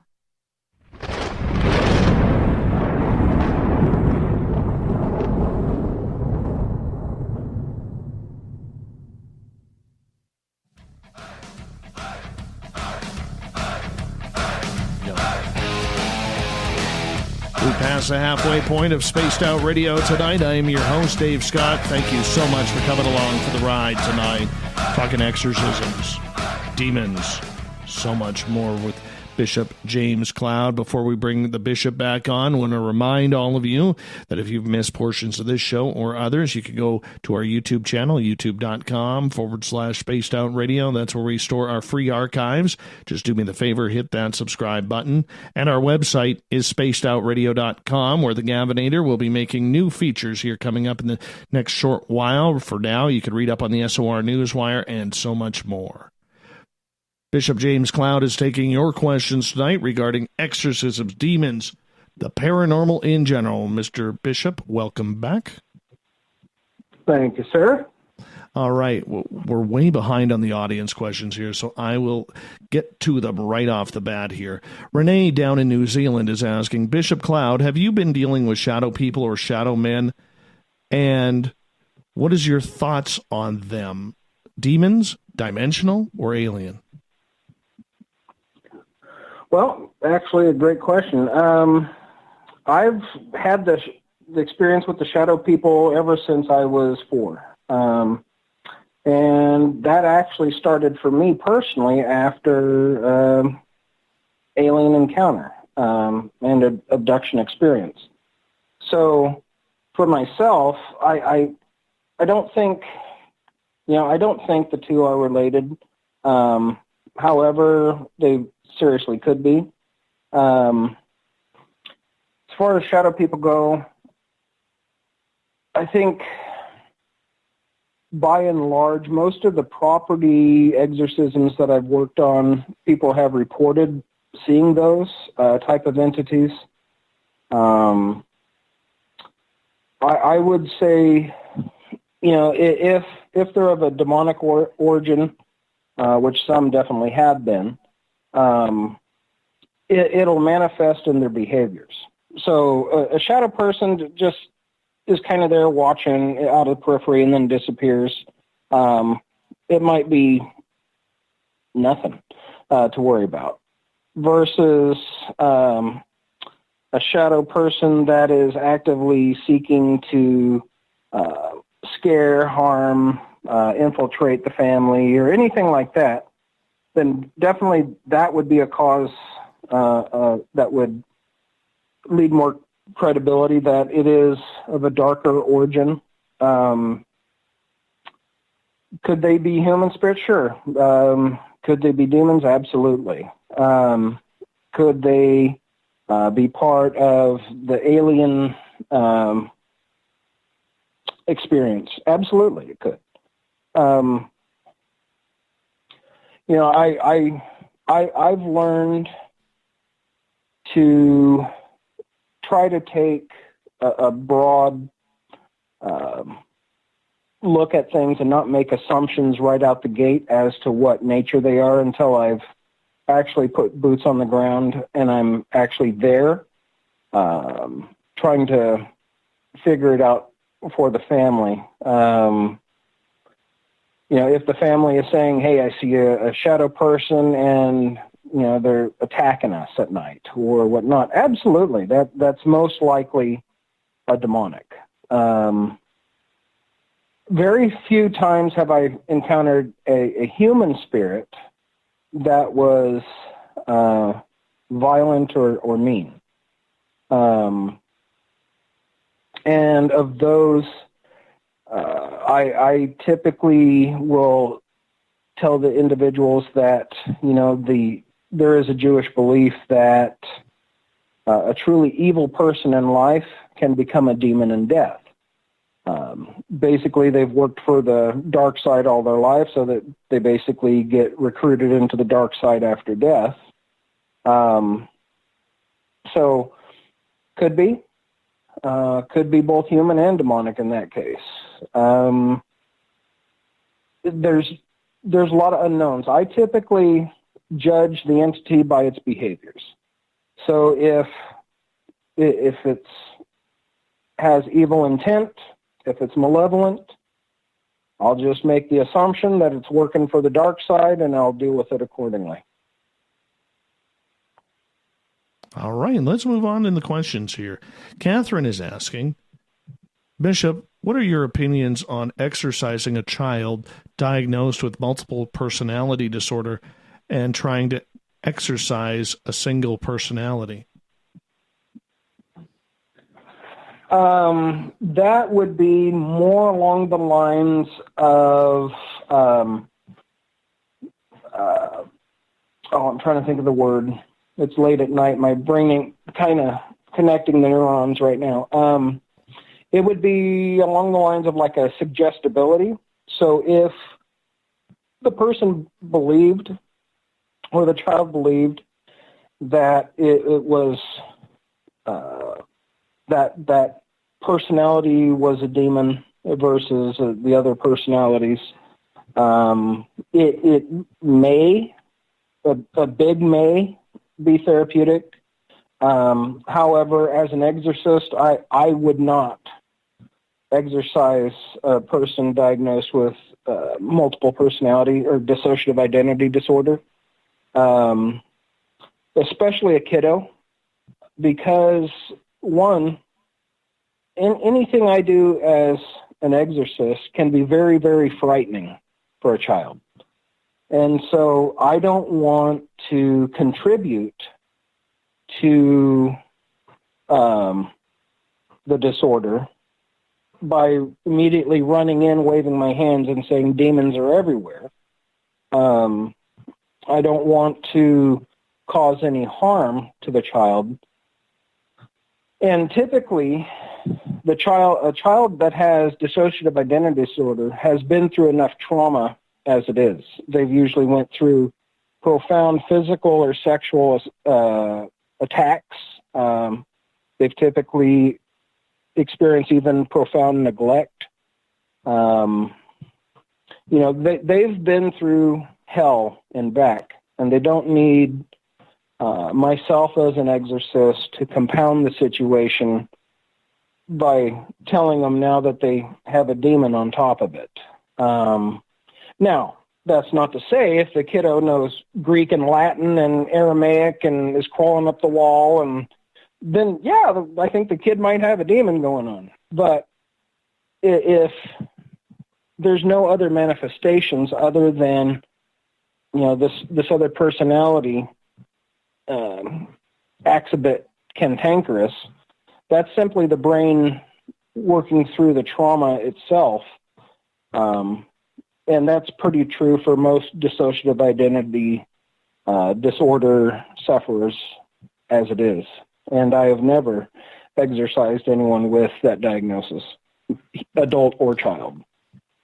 All right. Joey is asking, can you describe the physical and or facial appearance of demons you have encountered?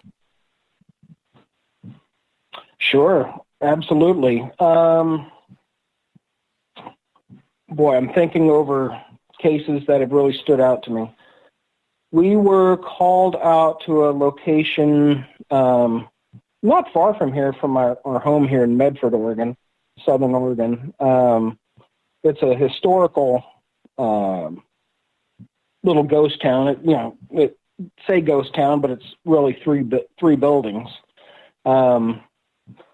But we did a overnight investigation for the Historical Society there, and I was pretty much in kickback mode. I wasn't expecting to really do much because they really didn't want anything gone. They just wanted some evidence for the Historical Society, and they got much more than that. I was in what they call the longhouse. It was like the bunkhouse for the gold miners. And I was facing opposite a window that went outside. And I was maybe, I guess the room might be 30 feet long or so at best. And it was myself and two other investigators in there. And one investigator had a recorder slapped out of his hand. And so I basically stood up to the entity and said, "You better knock it off right now." And said, "Why don't you show yourself and just let's get this over with."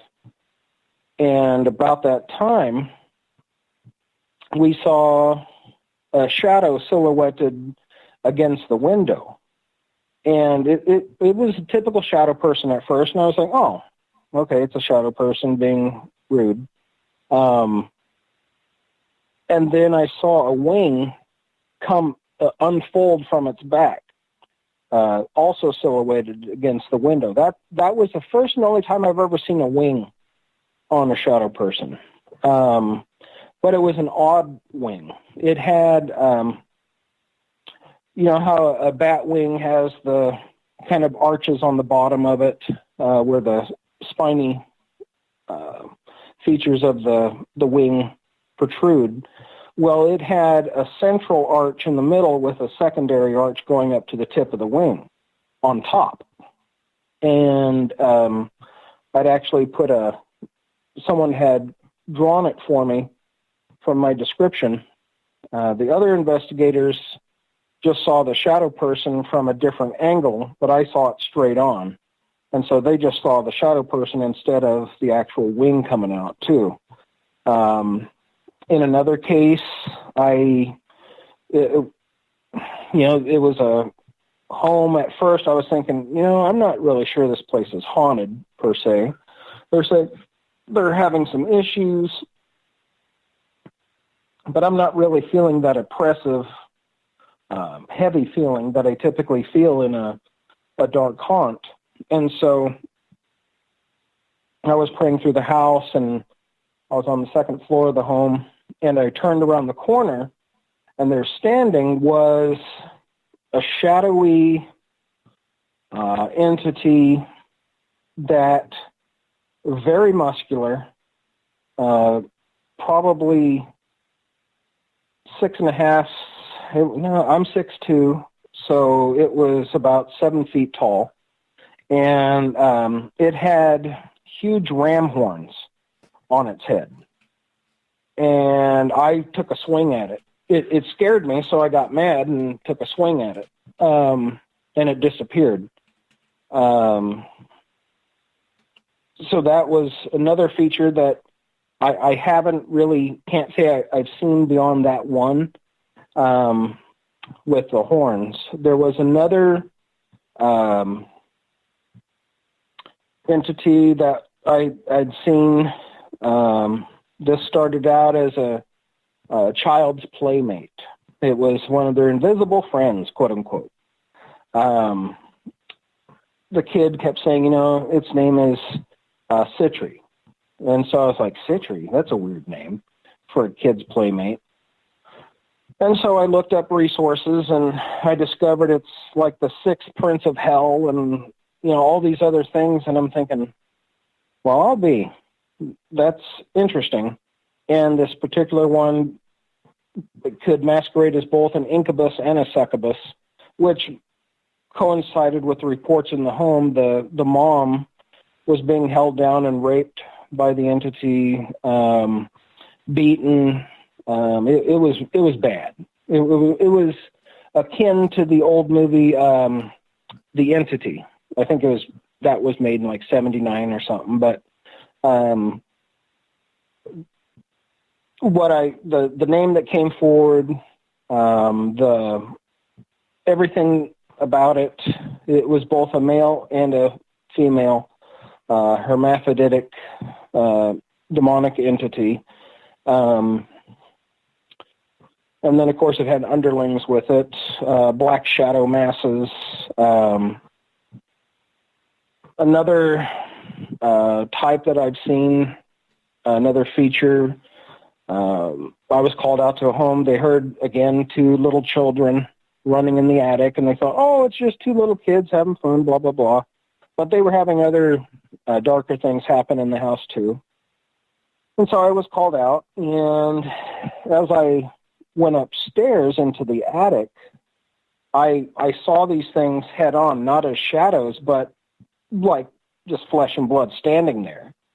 And these things were about 3.5 feet tall, and they looked like they had massive fleshy tumors all over their body. And like little patches of hair here. It was disgusting. It kind of made me catch my breath a second. It was so disturbing to see. And as soon as I said, I command you to get out in the name of Jesus, they shot downstairs, and we caught it on film that of the sound of the front door slamming as they left. So that was a real interesting experience too. And of course, another case I was on locally, a woman was into a form of Buddhism that actively invited demons to come into the home as protectors, which is a complete oxymoron. No demon will protect for nothing. They're out for their own and for their own agendas. But I walked through the house, and I was down in the basement by myself, and I noticed movement off to my left, and I looked over, and there was a shadow person that was shaped similar to those Russian stackable dolls, with the head and kind of the bulbous body a little bit, no arms on it, and it was like shifting its weight back and forth on each foot so that it was shifting side to side a little bit. And about the time I went, it bum rushed me, hit me, and went through me. And that scared me something fierce. People ask me all the time, do you get scared? Oh, heck yeah, I get scared. I wouldn't be human if I didn't get startled and scared or whatnot. But when I get scared, I get mad. And so it really sent the chills down my spine, my hair on my neck shot straight up, and I went to town on it, and I got it out of the house. But the shapes, the varieties, none of them are pleasant to look at. None of them are attractive by any means that I've seen. Just an interesting variety of entities. All right, let's move on to another question here. This one comes from Trip. We got about 3 minutes before we go to break at the top of the hour. All right. How do you know whether someone is possessed or they are suffering from a mental disorder? The easiest litmus test for that is if there's other manifestations beyond the person. If a person is possessed, there's going to be also manifestations within the environment. So a possessed person, a true possessed person is going to have different characteristics about them. One, they'll have knowledge of things they shouldn't have knowledge of. They'll be able to potentially speak in a different language that they have no knowledge of. There'll be certain spiritual manifestations such as levitation or object movement or even potentially psychokinesis, where they will something to move and it moves, that kind of stuff. A person with a mental disorder isn't going to have any of the manifestations outside of their own head. So if a person's saying, there's demons everywhere and I'm being hunted and things are going on, but no one else in their environment ever witnesses anything else besides a person in psychosis, then that tells me almost right out the gate that it's an underlying mental health disorder and not an actual possession. Okay. I think we got time to squeeze one more in here. And okay. we'll jump at it. Catherine is asking, she's got about a minute here. What would happen if you agreed to be combined with another in your early years of life? What if someone accepts them in? Well, if a person accepts them in, if I'm called into to help the person, usually that person has changed their mind for some reason. All hell's broke loose in their life, or something's really gone sideways. In that case, I have them renounce all things related to that entity. If they haven't been baptized, I baptize them. One thing people don't know is that baptism itself is a form of exorcism. So, being able to have that person commit themselves to God and reject and renounce the old stuff, that will help them get rid of it. However, if a person is unwilling and does not want to be rid of it, they won't be, because they're willingly accepting of the demonic influence. And on that note, we're going to say to everybody, hold on, your questions are important. We will get to them here, but we got to go to break at the top of the hour. Bishop James Cloud is our guest tonight on Spaced Out Radio. We're talking demons, exorcisms, what you could do to save yourself from the evil entities that walk amongst us. We only got them for about another 30 minutes, and then we're going to get into the SOR Newswire and the Thought of the Dave, so stay tuned. A busy, packed Hour 3 of Spaced Out Radio coming up.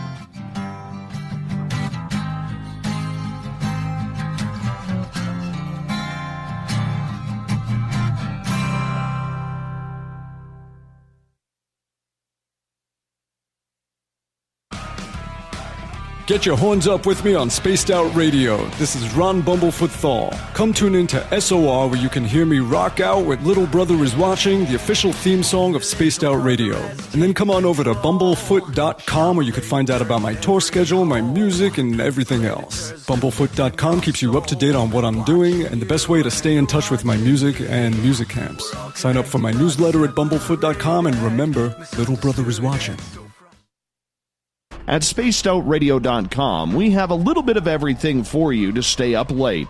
So while you're there, check out our SOR Newswire, where our team brings you stories of the weird and strange to the WTF from around the globe. News on Bigfoot, UFOs, paranormal, Darwinian-type crime tales. It's the stories that the mainstream media usually won't touch. Well, we got them all on the SOR Newswire, only at spacedoutradio.com. We all know on Spaced Out Radio we love a good beard and mustache, so why not take care of your facial hair with Mighty Moose Beard Oil? Made in Canada, we're taking care of beards and stashes around the world. We use 100% natural ingredients with our oils and balms to make your whiskers feel silky smooth. Use promo code SOR2019 at MightyMooseBeard.com today.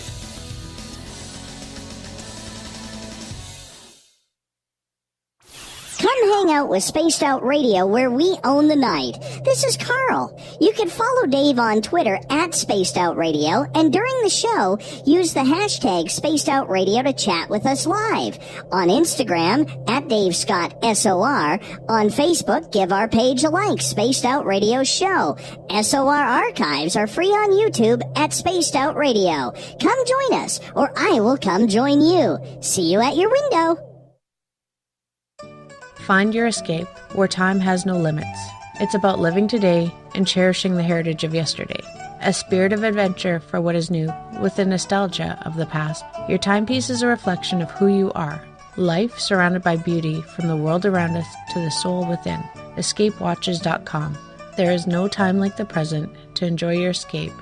Use promo code SMF2017 for your 20% discount today. The Call of the Wild is in Vancouver. The Moose Vancouver is one of the hottest bars and restaurants in the city. Open until 2 a.m. nightly, the Moose will rock you like a hurricane all night long. Great food with everything on the menu at $6.95 near the corner of Nelson and Granville. Get your horns up and come rock with us. The Moose Vancouver, the official rocking bar of Spaced Out Radio.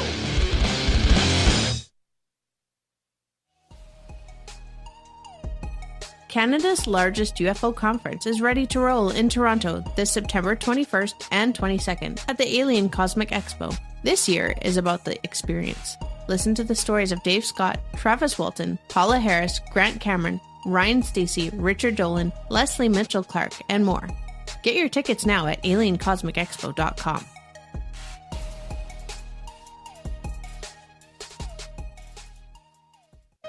Hey fans, it's Dave Scott. Do I have something for you to check out? A great documentary about legendary Mexican investigative journalist Jaime Maussan and his search for the truth about UFOs. Beyond the Spectrum, Maussan's UFO files can be found on Amazon Prime.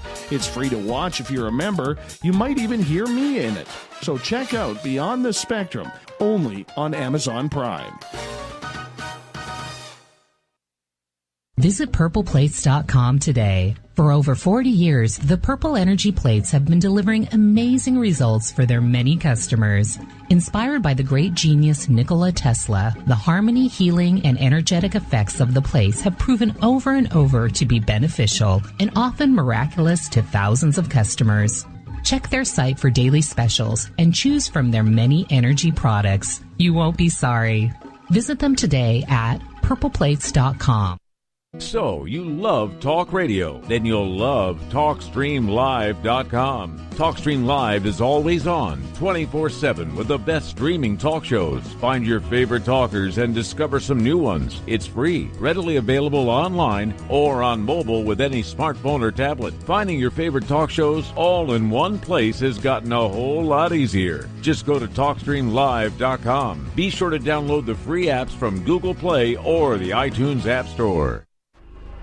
Are you having encounters with the paranormal, supernatural, or ufological that you cannot explain? Look no further than the SOR Sightlines Report, brought to you by the Experiencers Support Association. This is Ryan Stacey, head of the Research Association, TESA. Soon on the Spaced Out Radio website, you'll be able to file your reports and have them researched for you. We are independent and ready to help Spaced Out Radio listeners today.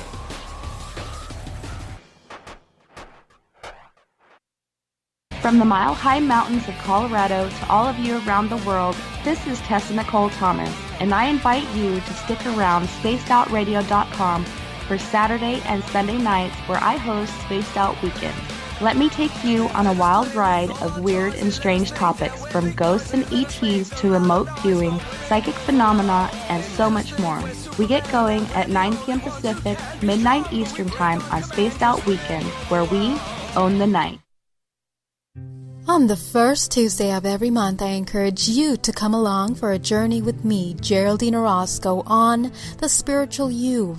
Together, we will take a look at how to access the highest expression of yourself and change your life. Consciousness, ET contact, health, and wellness, we can talk about it all. So come along for a spiritual ride with me, Geraldine Orozco, on The Spiritual You, only on Spaced Out Radio.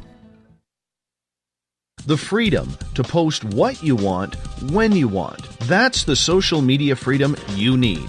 Social Media Freedom is the free app in your app store. No need to worry about going to jail or being shadow banned any longer.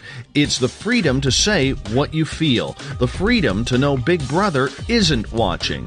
It's the way social media is supposed to be. Social Media Freedom. It's time to set yourself free. Download from your app store today. We are getting ready to relaunch the SOR Space Travelers Club at spacedoutradio.com. For $5 a month, you can join us for a plethora of features found nowhere else. Hang out in a private chat room during the show and after party. You can check out some exclusive content and a store specifically for you, as well as a private listener forum where you can post your thoughts, stories, and pictures. The SOR Space Travelers Club, coming soon to spacedoutradio.com. Come get spooked at the 4th Annual Forest Moon Paracon in Cedar Woolley, Washington, Saturday, September 28th. UFOs, ghosts, aliens, Bigfoot. Speakers include Mike Morin and Jason Jordan, R. Keith Andrews, and Dave Scott from Spaced Out Radio, and so much more.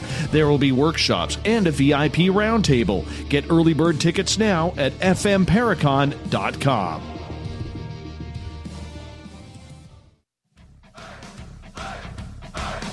Would you like to connect with us? Head to spacedoutradio.com for all your latest show info. Now, back to Dave Scott and SOR. We're into the third and final hour of Spaced Out Radio tonight. I am your host, Dave Scott. Thank you so much for being with us. Geraldine Orozco is back with The Spiritual You tomorrow night, starting at 9:06 Pacific, 12:06 a.m. Eastern. At spacedoutradio.com.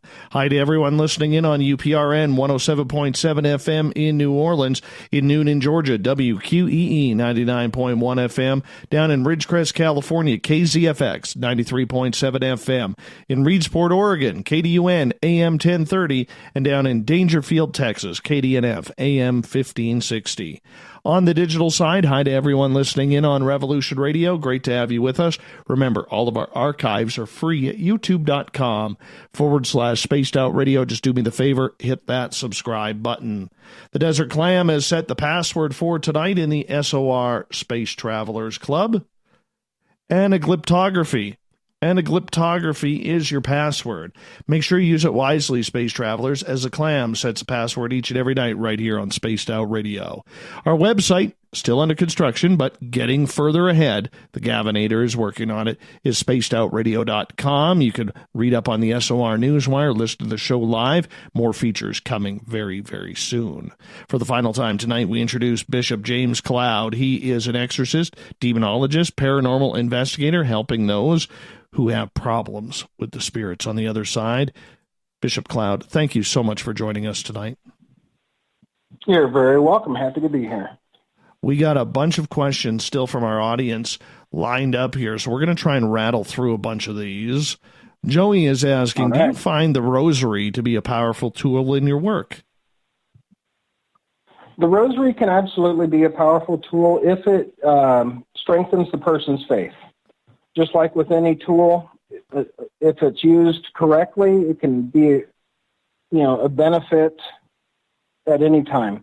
Because if it puts your mind on God and above the things of this earth, it's a win-win situation. Well, that's kind of cool. All right, moving on here. Robin wants to know if you ever exorcised anything else besides a person. I have exorcised both locations as well as haunted objects. Oh, describe that.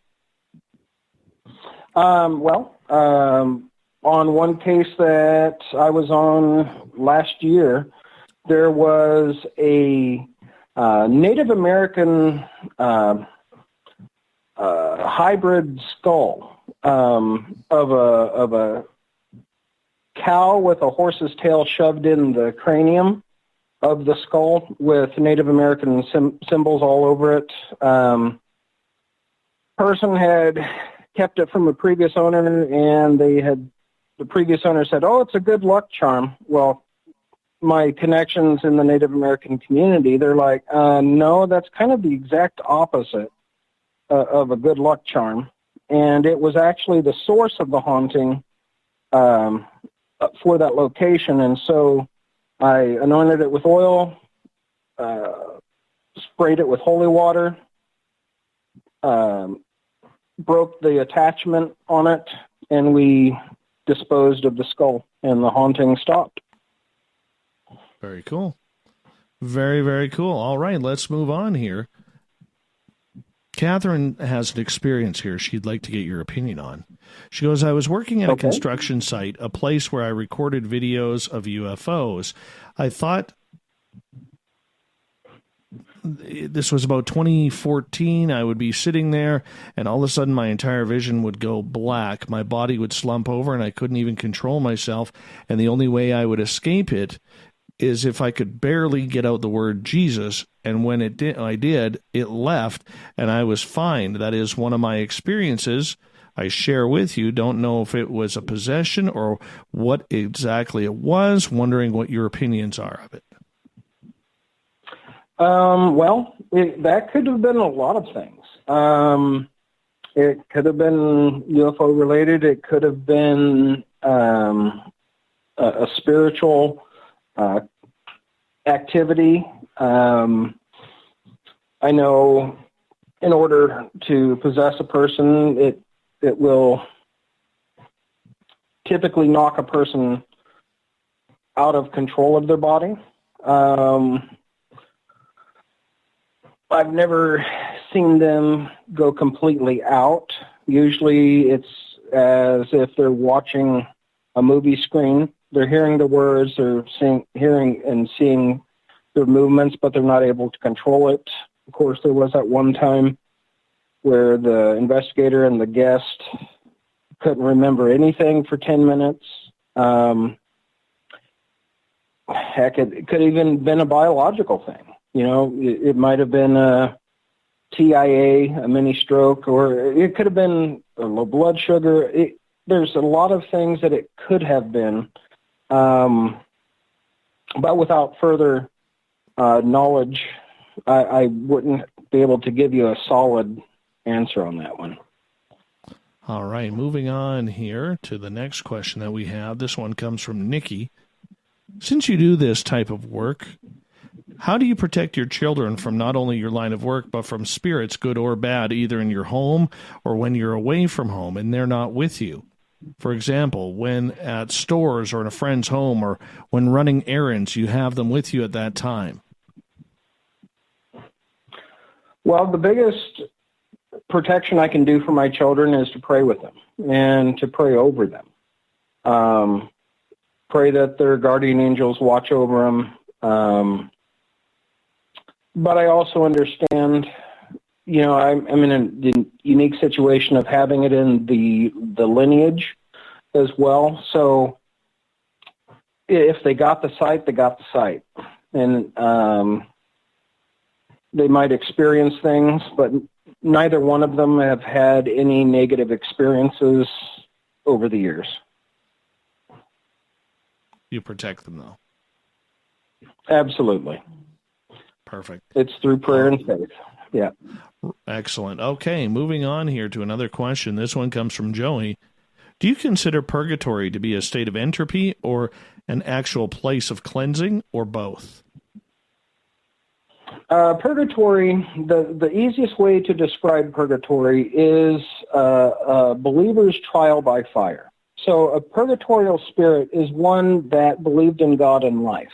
So, but because, you know, for some reason, I don't know the why behind it, but we're told in the scriptures that it's their trial by fire, where the wood, hay, and stubble, or what it would say, you know, easier to explain is the works of the flesh, the pride of life, those type of things, are systematically purged out of the individual so that they're perfected for the eternal kingdom.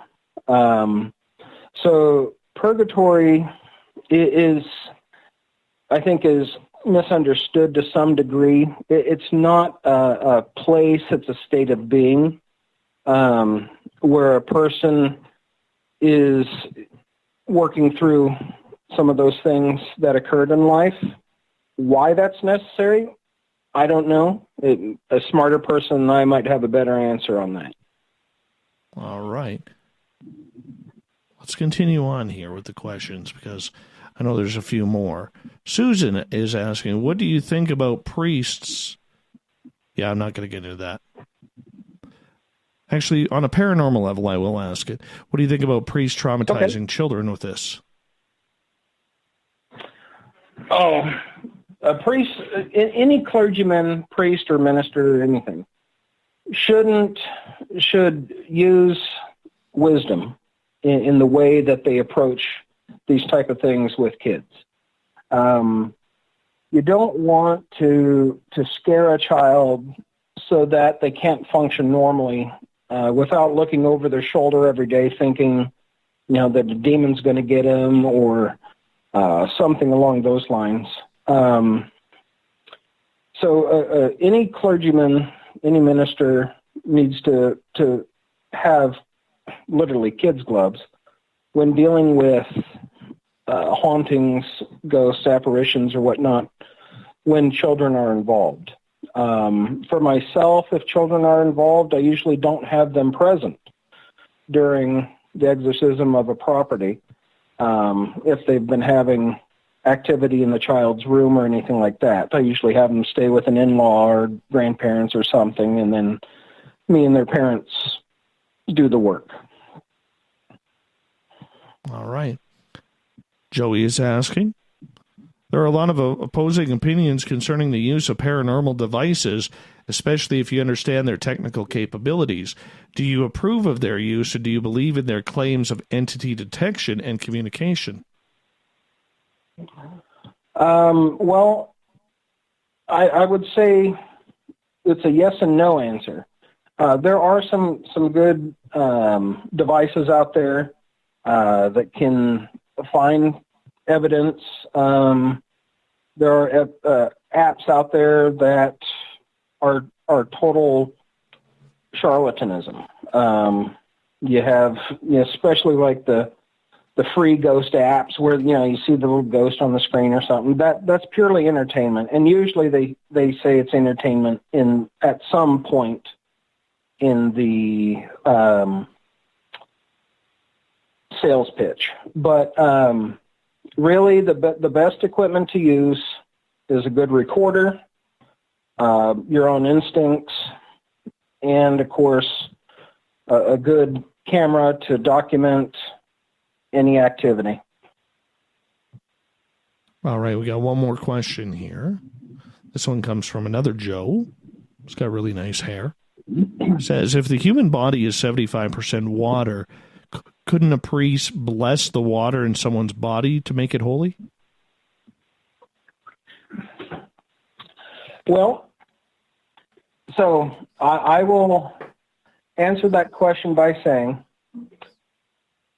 in the Christian worldview, the body is the temple of the Holy Spirit.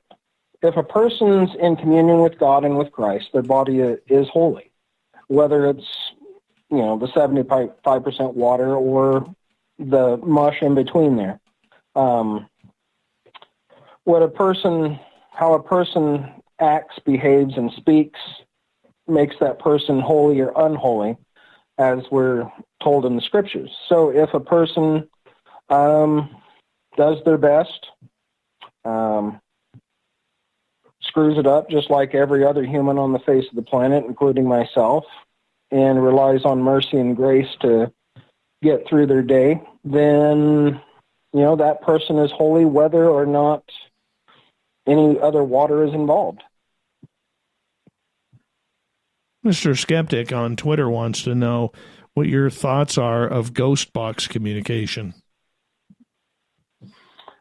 I've seen a variety of ghost boxes. I've worked with different investigators that have them. I'm not completely sold on the idea of a ghost box. A regular ghost box has too much chance of interference from radio signals and other environmental factors such as EMF fields or whatnot that could not necessarily, create voices, but sounds and whatnot that people might mistake for activity. A Frank's box is, you use that with a grain of salt because it does pick up on the radio frequencies, even if the antenna is removed. It's hit or miss on that. So, again, really, the best equipment is a solid digital recorder, a camera, and your own instincts. All right. How often do you get your clients to acquire mental health care?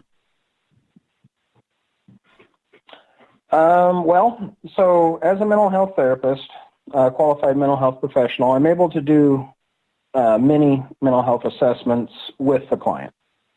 So if I'm seeing a family history of different disorders, or the individual's telling me that they're experiencing symptoms which I recognize are common with certain disorders, then I usually have them go to a mental health therapist or to the county mental health office, get a mental health assessment, let me know what the results are, and then we can go from there.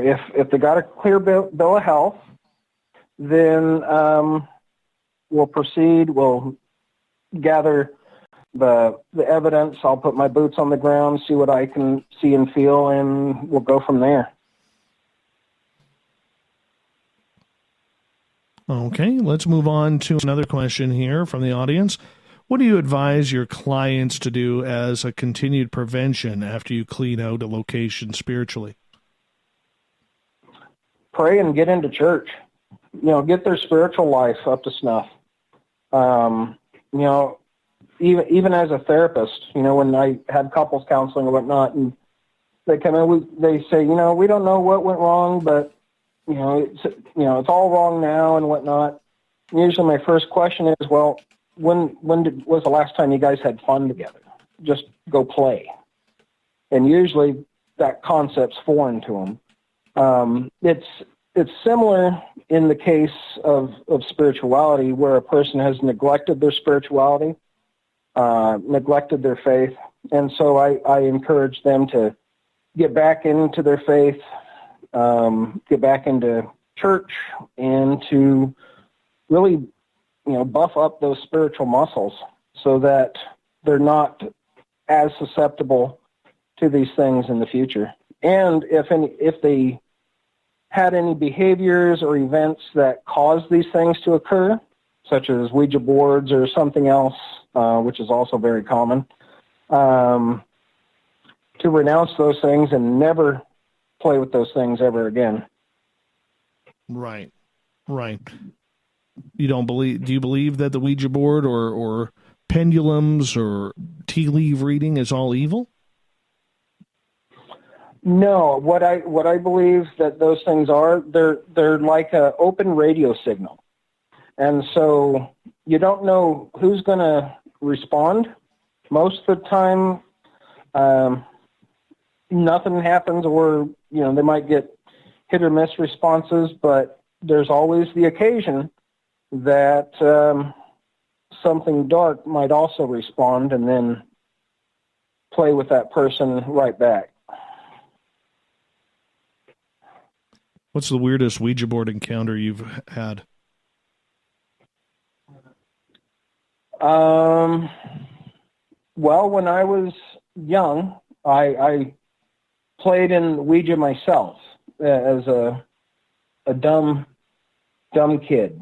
And it was saying, it was my dead brother Samuel, my mom had a miscarriage, blah, blah, blah, and which was all, my mom did have a miscarriage, and it knew facts and details that it wouldn't have known otherwise.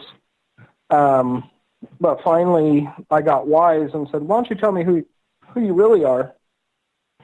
And it spelled out DEMON, and that was it. So that would be my weirdest Ouija board encounter right there, when I was young and dumb. Put it away from there, eh? Yep. Don't blame you. Don't blame you. Let's see here. I want to get to what you're doing in TV these days, but we got one more question. We'll take one more question for the audience. We only got about 3.5 minutes, so we'll get a quick answer. Joey's asking about experiences with elementals. Have you had those? I have not had an experience with an elemental, but I have had experiences with Native American protector spirits, a wolf spirit as well as a bear spirit. Not the same case, but a different case I did about 1.5 years ago or so. That was an interesting, and I didn't get rid of them because they were protecting localities, and they weren't actually the issue with the property. It was a human spirit that had died in a drunk driving accident. My friend, you have a couple of TV shows coming up here that you will be appearing on. Would love for you to tell our audience what they are, what you'll be on. Where can they see you? All right. Well, I was on the TV show In Search of Monsters. I did the Jersey Devil episode. I went out to New Jersey and filmed out there with the studio, and it was great. Some interesting experiences there. I'm on The Unexplained. That one, the first one was on the Travel Channel. I'm on The Unexplained, coming out on the History Channel on July 19th, from what I've been told. And I'm on the first and third episodes, from what I understand. One is about exorcisms, and the second one is about cursed places. So that's on the History Channel, and it's called The Unexplained. And that's coming out. That's got to be pretty fun. Oh, yeah. They treated me good. They're a good company to work for. Did you find the Jersey Devil? I did not, but I actually found the witch at the well. They didn't cover that piece. They didn't cover that piece in the episode, but got out there to the hill in Mount Holly, New Jersey, where the witch's well is and the Jersey Devil. Long story short, they asked me if there was a devil. I didn't feel any dark presence. However, there was a woman that manifested herself. I could see how they would mistake her for a witch. She was levitated off the ground. Her arms were outspread. She was in a white nightgown that you would see from like the 1700s, the nightshirt, long nightshirt that the ladies would wear.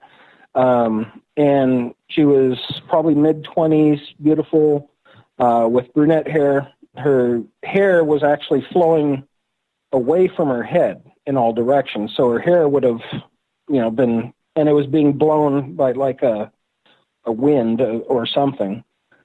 But long story short, with her, she was accused of witchcraft because she was young and beautiful, and it turned the heads of the ladies in the village, their husbands. And out of jealousy, they accused her of witchcraft, and she was executed in the well for that. And so she had actually asked me, but she was actually the opposite. She was a fine Christian girl that was just caught up in this jealous thing. All right. We got to get going right there. We're going to have to leave it right there. Bishop James Cloud, thank you so much for coming on Spaced Out Radio tonight, sharing your stories. Really appreciate that. We want to also tell our audience the SOR Newswire and the Thought of the Day is coming up next, so stay tuned.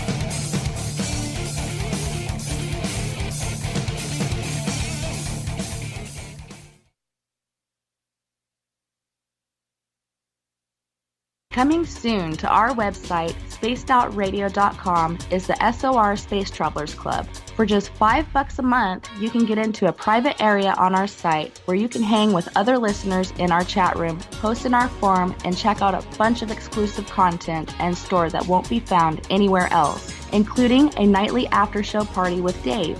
It's going to be the best $5 a month you're going to spend. to SOR Space Travelers, only at spacedoutradio.com. Are you having encounters with the paranormal, supernatural, or ufological that you cannot explain? Look no further than the SOR Sightlines Report, brought to you by the Experiencers Support Association. This is Ryan Stacy, head of the Research Association, TESA. Soon on the Spaced Out Radio website, you'll be able to file your reports and have them researched for you. We are independent and ready to help Spaced Out Radio listeners today. Hello, this is your guitar man, Ron Bumblefoot Thal, and I have to tell you, I love the response I get for Little Brother is Watching from Spaced Out Radio fans. It's amazing how music can inspire and make people think deeper about what's going on in the supernatural world. You can head over to my website, bumblefoot.com, to check out my music, my guitar workshops, my touring, even check out some of the hot sauces that I'm working on. And make sure you keep on listening, because with Spaced Out Radio, you know Little Brother is watching. Hey, Spaced Out Radio listeners, it's Dave Scott. I want you to check out a great documentary I'm involved in called Beyond the Spectrum, Mosson's UFO Files. Directed by Darcy Weir, the film follows Jaime Mosson's journey for mainstream journalistic truth in ufology in Mexico. Beyond the Spectrum can be found on Amazon Prime. If you're a member, watch it free. It's worth the watch.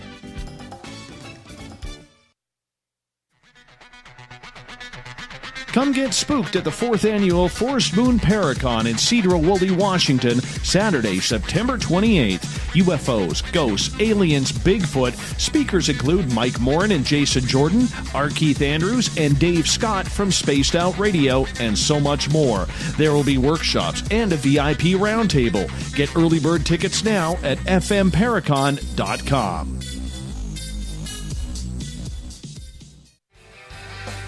From the heartlands of Canada to beards around the world, we know how to take care of you.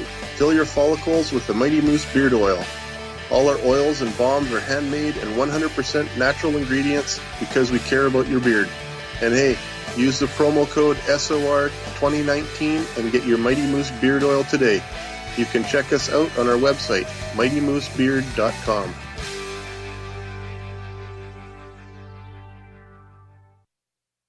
Heading to Vancouver and looking for a night on the town?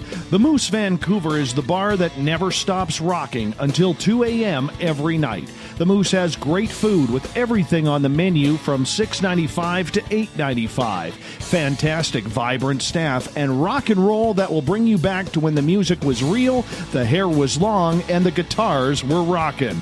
Get your party on at the Moose Vancouver, the official party bar of Spaced Out Radio. A timepiece is a reflection of who you are, and what better way to show off the real you than with an Escape watch? Escape is a lifestyle brand accessorizing your days and nights. Choose to escape and create the life of discovery that you deserve. Dream, play, unite with your own personalized Escape watch. Head to escapewatches.com. There is no time like the present to enjoy your escape. Use promo code SMF2017 for your 20% discount today.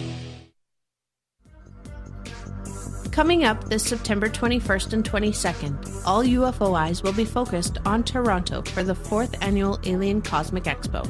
Come listen to some of the biggest names and experiencers in ufology. Travis Walton, Paul Hellyer, Richard Dolan, Paula Harris, Grant Cameron, Randy Kramer, and Spaced Out Radio's own Dave Scott.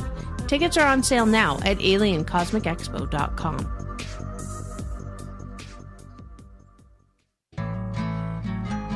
Looking for a place to advertise at a very reasonable cost? Look no further than Spaced Out Radio. SpacedOutRadio.com has an advertising tab that you can click to check out our daily, weekly, and monthly packages to play on the radio, or our website including social media. From commercial spots to banners, we have it all. Check out our competitive pricing today. Every night on Spaced Out Radio, we have places for you to hang out. Hi, this is Carl. Join our SOR Space Travelers group on Facebook for live chat. On Twitter, using hashtag Spaced Out Radio. You can also join us in our Spreaker chat room. Check us out on Instagram. at Dave Scott SOR. All of our archives are free on YouTube at Spaced Out Radio. By the way, I'll be watching you at your window until you do. Bye! Did you know Spaced Out Radio runs 7 days a week? Hi there, this is Tessa Nicole Thomas, and I'm here to take you on a paranormal journey each Saturday and Sunday night. Why change the station when you have it all right here? Together, we'll hang out and share some strange and scary stories. And don't forget, we have Psychic Sundays as well, so come tune in Spaced Out Weekend. We get going at 9 p.m. Pacific, midnight Eastern, only at spacedoutradio.com, where we own the night. Looking for the stories of the strange and weird that you will find hard to find anywhere else? Check out the SOR Newswire on our website. Our writers, led by Captain Shirk, are scouring the world for the oddest and most bizarre stories we can find. Everything from weird crime to suspenseful and paranormal. We're working hard for you to bring you the most intriguing news of your day. Check out the SOR Newswire at spacedoutradio.com today.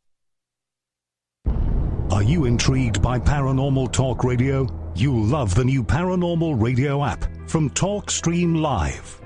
You'll find a great selection of talk shows covering UFOs, ghosts, strange phenomena, and much more. Download the Paranormal Radio app now and start listening to the very best in paranormal talk entertainment, including the network you're listening to right now, the Paranormal Radio app, free in Google Play and the iOS App Store.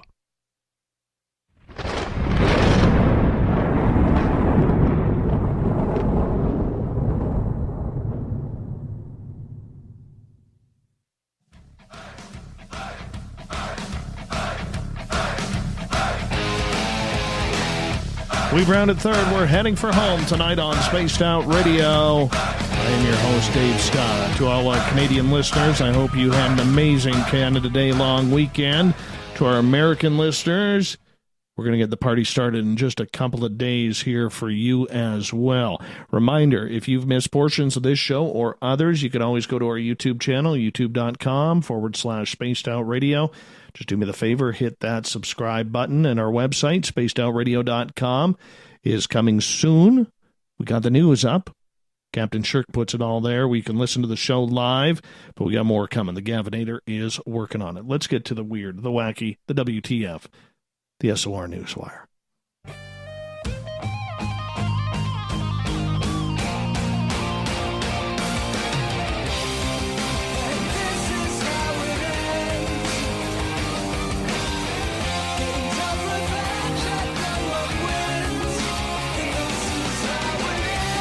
The news is always changing, which is why we bring you the SOR Newswire at the back end of every show, where we get into some weird, strange stories. May not get full coverage, but they deserve it from us. We're going to start down in Mexico, in the city of Guadalajara. Yeah, they've had a pretty hot summer. They normally do every time this time of year. However, Sunday morning, they woke up, the residents there, to over 3 feet of ice in some areas after a heavy hailstorm swept through the region.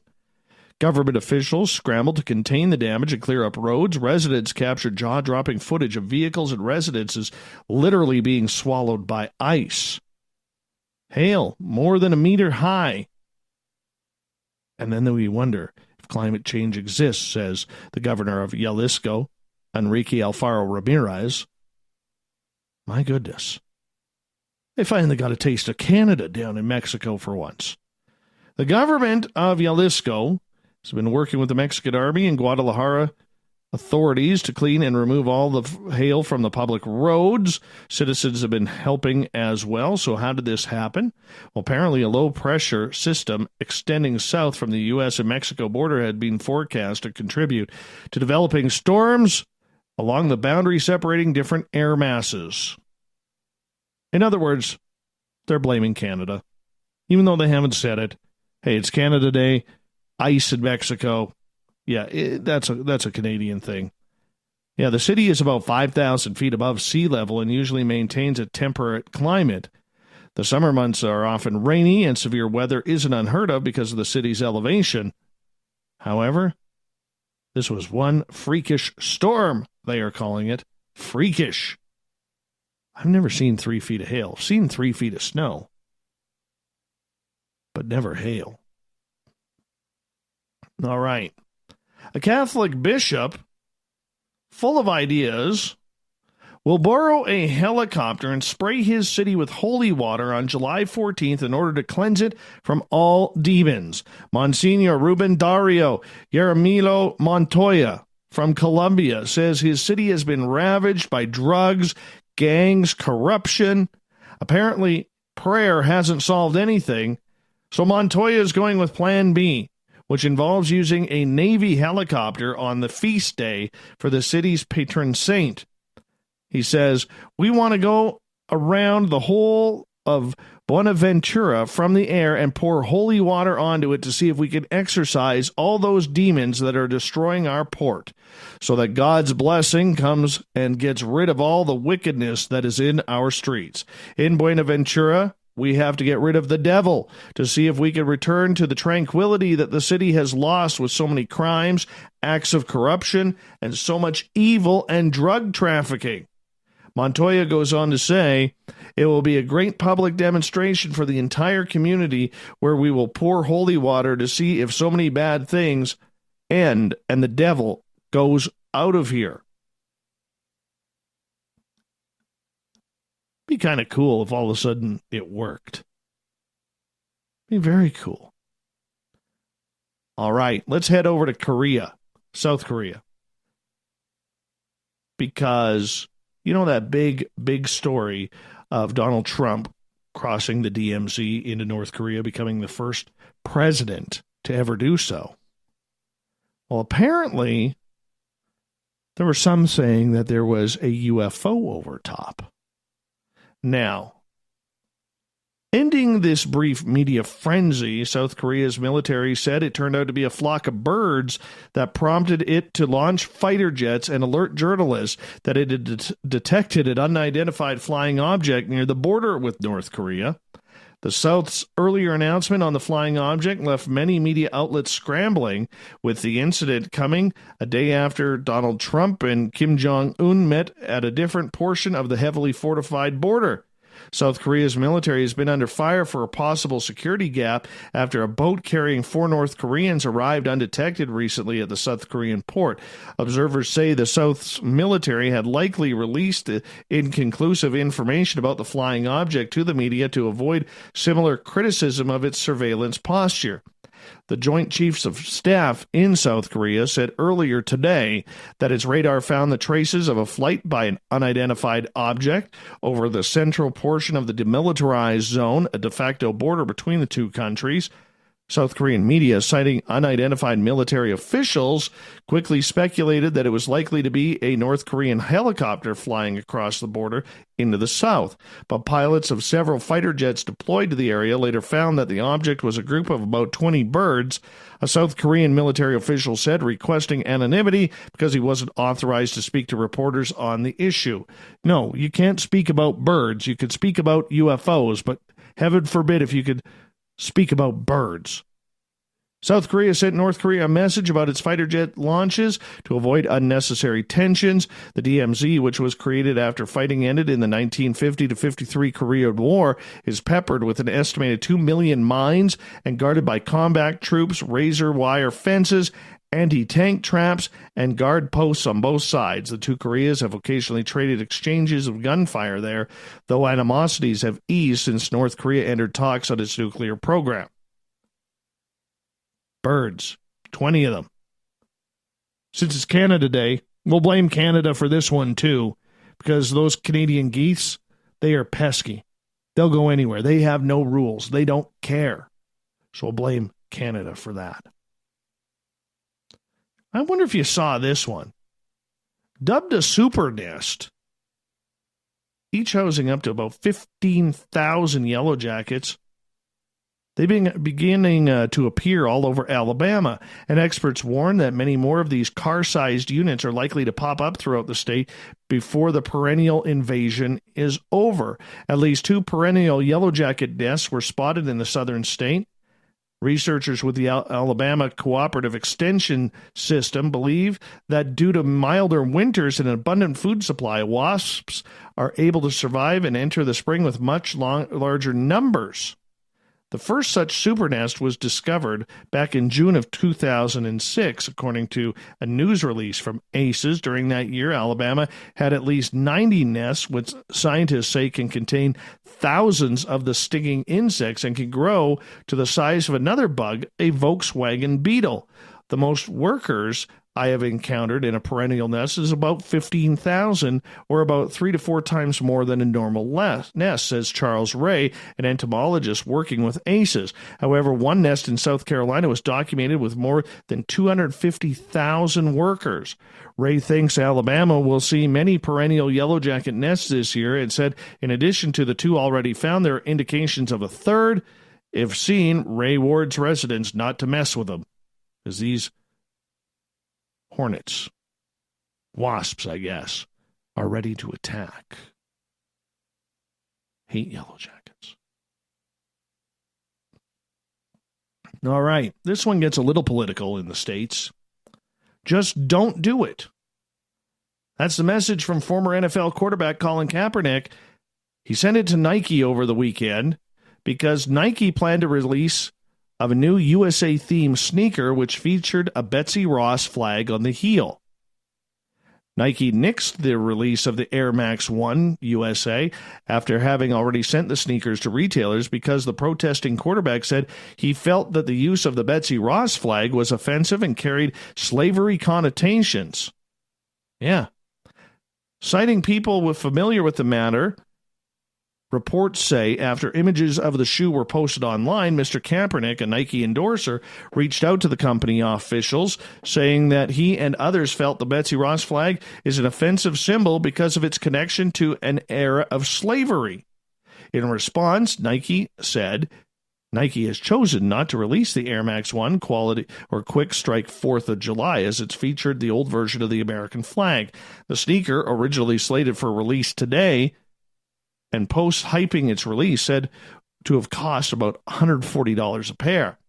Kaepernick, the former quarterback who famously kneeled during the national anthem starting in 2016, was named as the face of Nike's latest Just Do It campaign last year. After the announcement, Nike's stock initially fell more than 3% before online sales increased. Politics in running shoes. Imagine that. Final story, let's head over to Florida, shall we? We haven't had a good Florida story in a while. Martin County detectives announced the arrest of a 34-year-old named Patrick Benson over the weekend in relation to burglaries. Benson is charged with burglary, grand theft, and attempted burglary.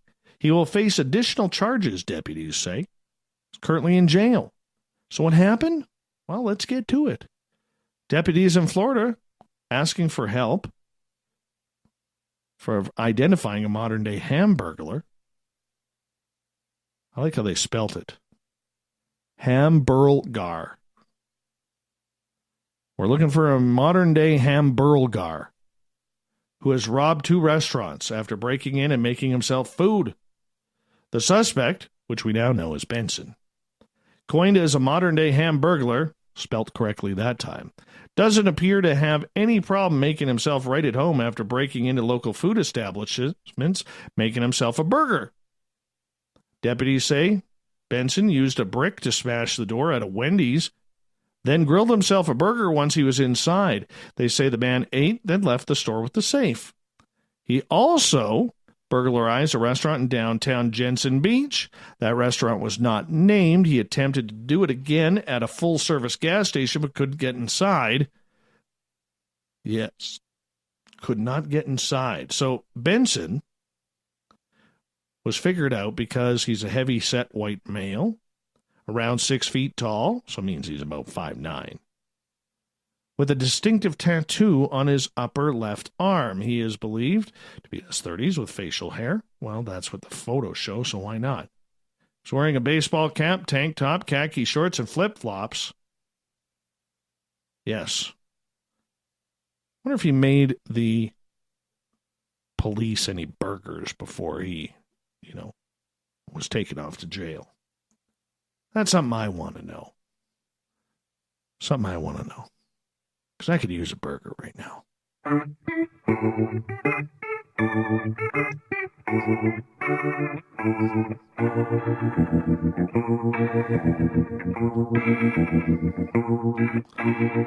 Thought of the Day happens every night at this time, where we post a question on our Facebook and Twitter pages, then read your responses on the air because we love the audience participation around here.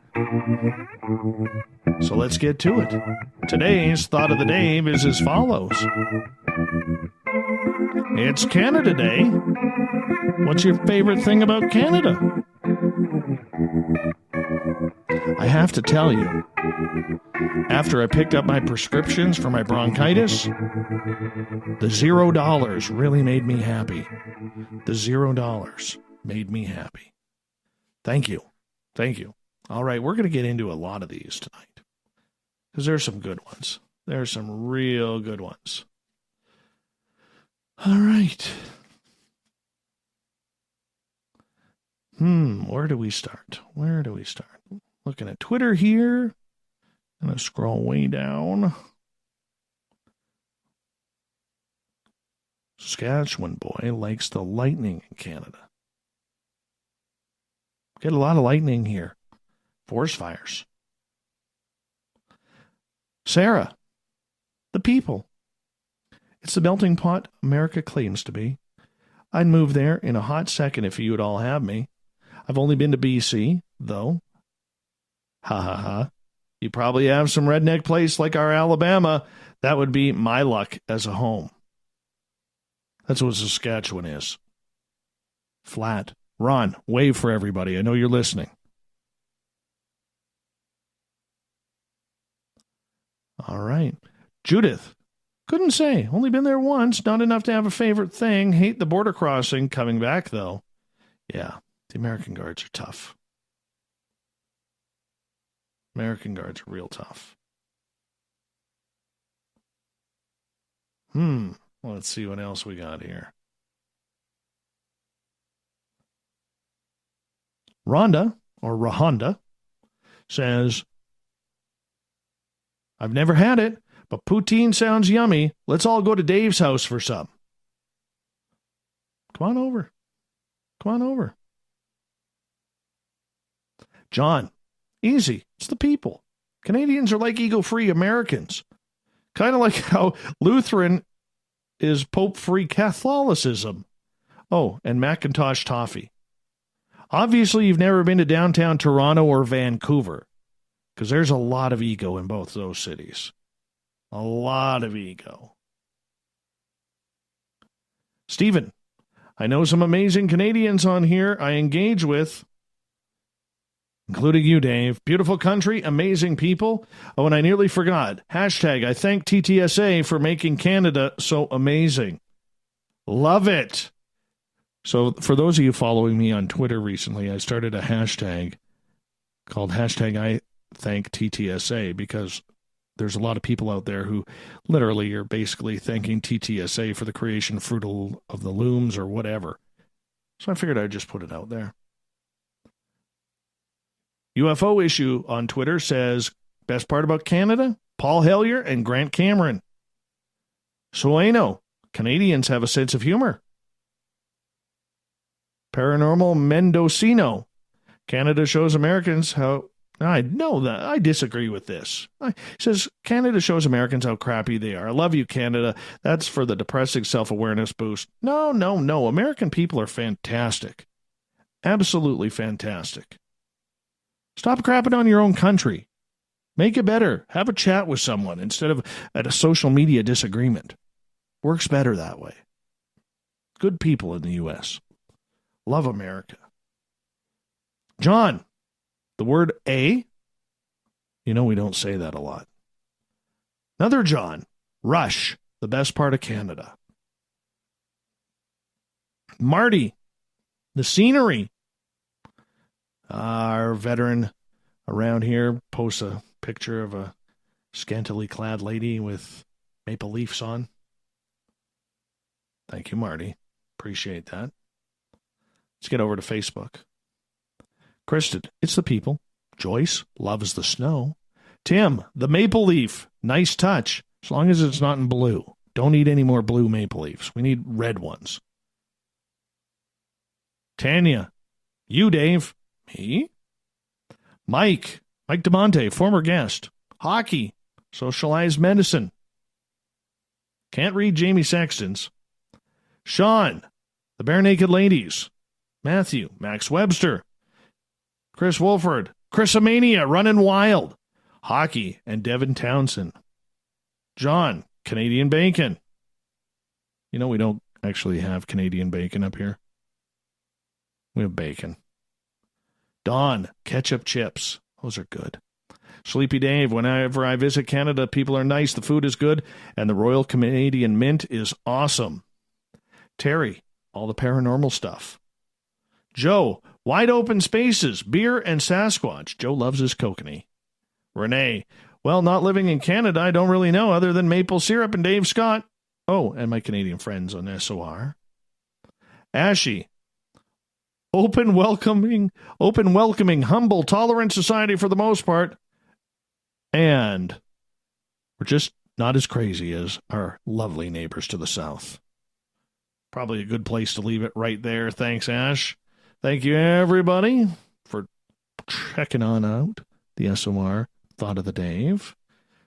That was a good one. Don't forget, you can check out all of our news from the SOR Spacewire by going to spacedoutradio.com, and it is all right there for you. Captain Shirk has you lined up. Big thank you to Bishop James Cloud for coming on the show tonight, talking demons, exorcism, and so much more. Tomorrow night on the program, the lovely, the talented Geraldine Orozco is back with The Spiritual You out of San Francisco, California. She had a miss last month, so we haven't spoken to her in a couple of months. But it's going to be good nonetheless. 9:06 Pacific, 12:06 a.m. Eastern at spacedoutradio.com. We got Mr. Ron Bumblefoot THAL rocking in the background with Little Brother is Watching. Bumblefoot is the official music of Spaced Out Radio, rocking us in and out of every single show. Get your horns up for the guitar god himself. Special thanks to everybody listening in at home, in your cars, at work, in our chat rooms, like the SOR Space Travelers on Facebook and on Twitter at hashtag Spaced Out Radio, wherever you may be. Remember, this show is copyright by Spaced Out Radio and SOR Media Ventures Limited. Thank you so much for kicking off the month of July with us, doing your part to make us bigger and better every single night. Because together, my friends, we own the night. I will talk to you in 21 hours from now. Mr. Bumblefoot, we need a favor. We need you to take us home. Looking forward to seeing you all tomorrow night. We'll do it all again. Make sure you bring the popcorn, the Pepsis, whatever you need.